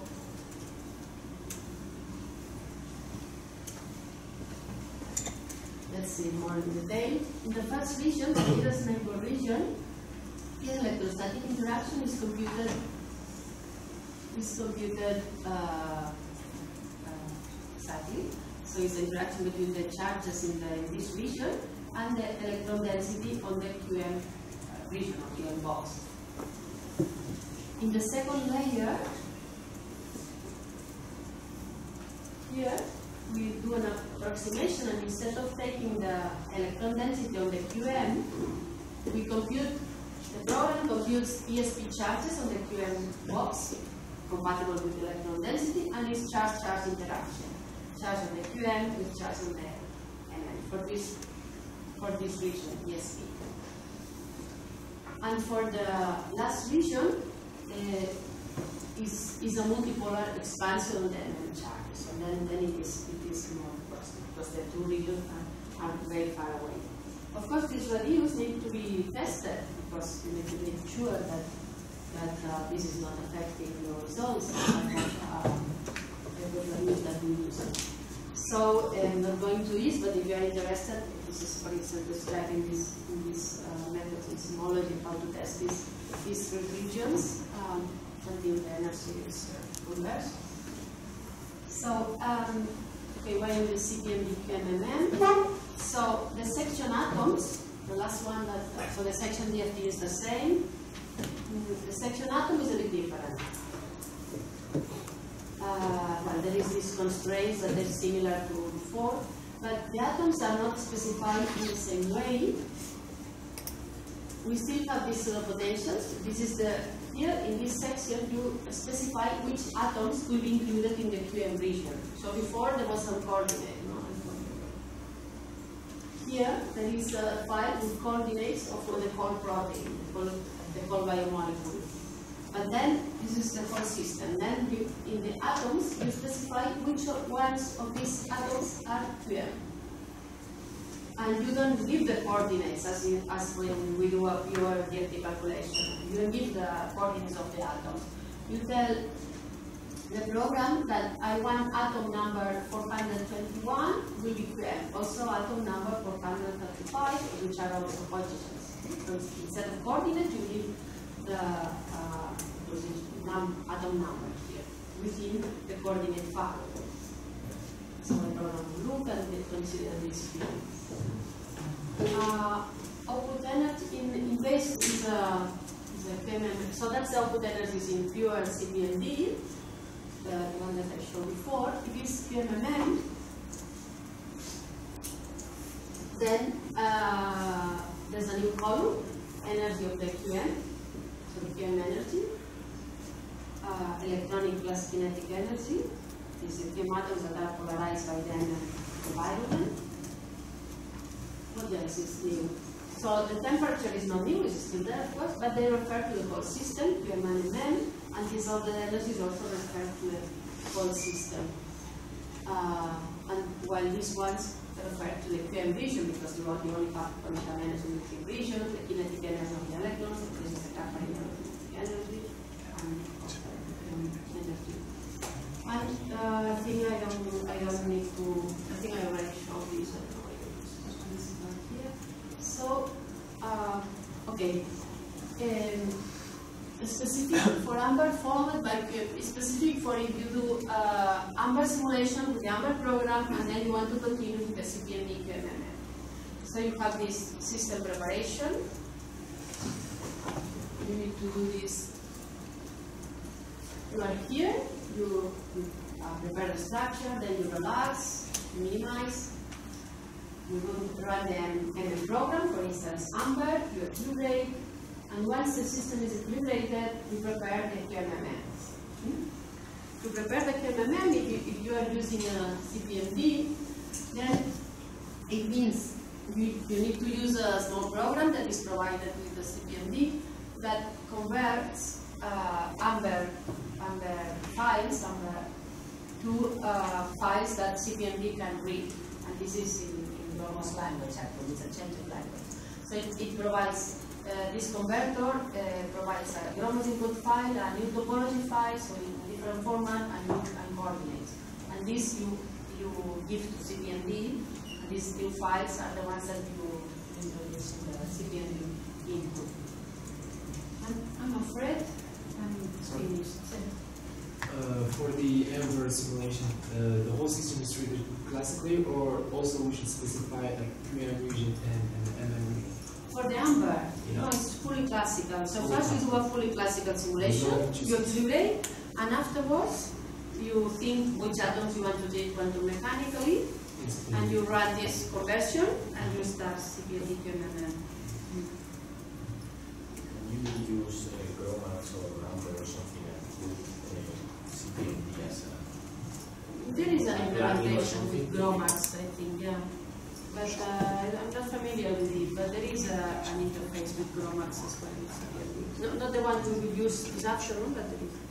So the different cutoff that you showed before, The regions. the regions, where are defined? So like, how did you define which is the center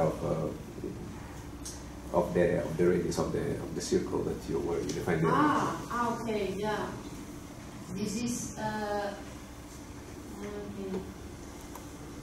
so these values are taken from any QM atom. So actually the regions are not spherical. They are spherical for representation, but it's like a potato. So each atom that is defined in the QM region has this kind of extension, this definition of Yes, cutoff. so let's say if you choose the first value is 10 angstroms, that means all the charges within 10 angstrom from any QM atom will be treated exclusively that way, the electrostatic simulation.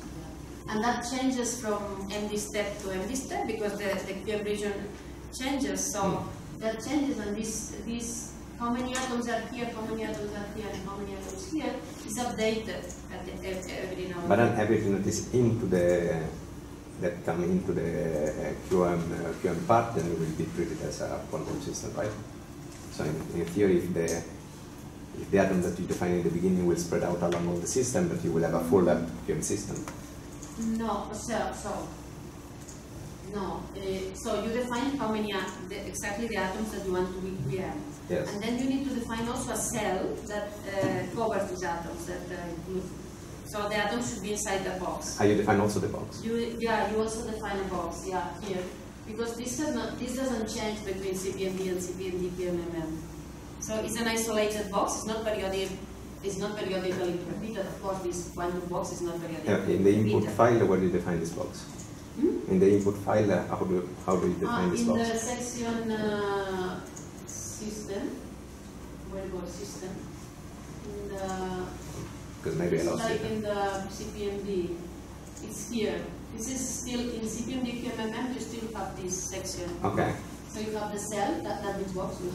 That's the dimension. This is a cubic box of 15 angstrom per side.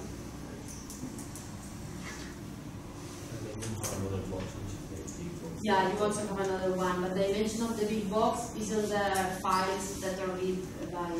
But this is for the full system. Sorry, no, this is for the QM. For the QM, okay. For the QM, yeah. System, this is QM, yeah. Okay. So, yeah, when it's a CPMD QMMM, I should not specify. This refers to the QM box. Okay. And it's an isolated box in that case. It's like, so it's not periodic. It should be 0.1. Yeah, but I don't remember the slide. I don't know where here is this one. It will be like this one. It should be 0 and some method to show you. But I think like the proof starts of some amino acid from number, the default changes into 0.1. And where there is something like you so it's like default that in QM we have 0. Yes, must be. For QMMM. For QMMM is the default. And how do you define, for example, your protein is like something, and your region is, for example, not in center but here. How you with what you define that QM is with coordinates? The coordinates. Grounded coordinates, the boxes. Yeah. Quantum boxes. The program, includes all chooses the origin so that all the QM atoms are inside. You choose the QM atoms and choose the box dimension, but then it's covering that. And then the program tells you if there is too little space between any atom and the edges of the box, it gives you a warning. So there should be some space, some breathing space for the atoms. You can always choose bigger than this preceding box. The center of the box is like the center of mass. Of mass, yes. Yes, it's centered every time you step on the center of mass system. So for QM calculation, so the QM part, for example, should or could be an isolation box. It should be. It should be an isolation box, was specified a periodic box for the MM part. Yeah, exactly.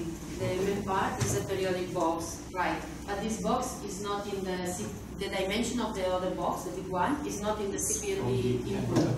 It's in the coordinates file that is in the, or in the topology. I don't remember now where it is. The last line in the coordinates. Yeah, it's a lot, but maybe in the topology. Yeah, it's in the. So in the this is CPMD. Let's go to KMM. No, this is a still M.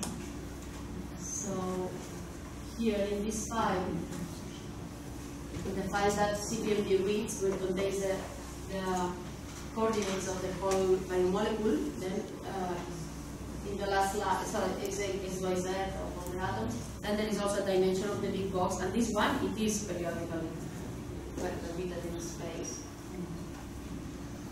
And what if some atoms goes out of the box? Which box? The QM box? The QM box. No, QM atoms cannot go out of the QM box. If you this is forbidden, forgotten. Okay. The energy will go crazy if that happens. If you suspect this, you stop the calculation, check, and enlarge the box. But if there is, you cannot avoid, then it's not possible to run this process. As we said before, we are in the picosecond time scale, and it's not common that this happens. If I can add something there, actually, introduce a couple of tricks to have this problem. Suppose if you have some QM atoms, maybe water molecules moving out of this molecule box, maybe they are not so relevant, right? Because they are moving faster on the active side. So probably you can put them as an M and start again. But if you really want to increase pressure, you can use shift that is using, for instance, some walls, right? In the simulation box. So they will, as soon as one atom goes to the wall of this box, the voltage will be inverted and it will come back. But this is, of course, very much an artifact in the dynamics. So probably not the best approach to do it. And then in CP2K, you have the implementation of what is called an adaptive QM scheme. And there you are only five changing presentation from the QM to the M. Again, I don't think it's the best approach. I think it's better the best approach. The best approach would be the first one. So if you something moving out of the box, you do it as MM from the beginning. So you have some transition.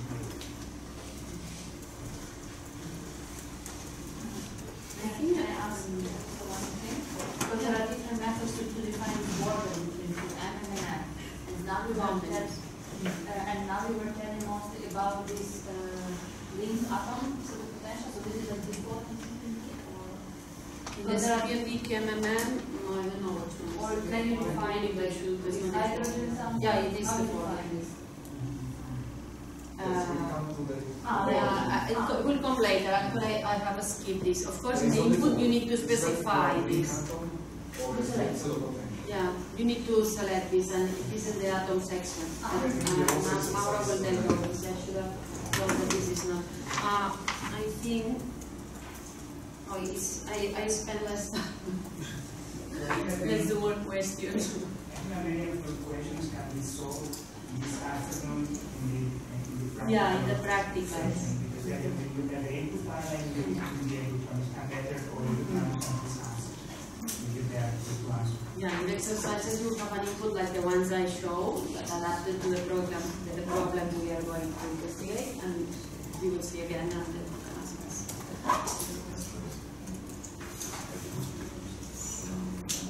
More questions? And as I said, later we will see the same, but with CP2K, and we will see the differences between the two codes. I have a question. If I wanted to treat the solvent of an ab initio MD simulation classically, should I do the same box, the same classical box as the QM box, or should I use the QM box embedded in the larger MM box? Can I use the same box? Essentially, first you do a classical simulation and you have a classical box. It should be larger. Then you choose the molecule. Imagine you have a molecule in solution. Yeah. Then you want to treat this molecule quantum. So first you do the simulation of the molecule in solution. You use parameters and so on. Then you have a Amber box. Then you do this conversion from amber to bromas, and then you make a CPMD input, and you choose the atoms of that molecule. The QM box should always be embedded in the always the PM box is always much smaller than the MM box. Sure. This is always.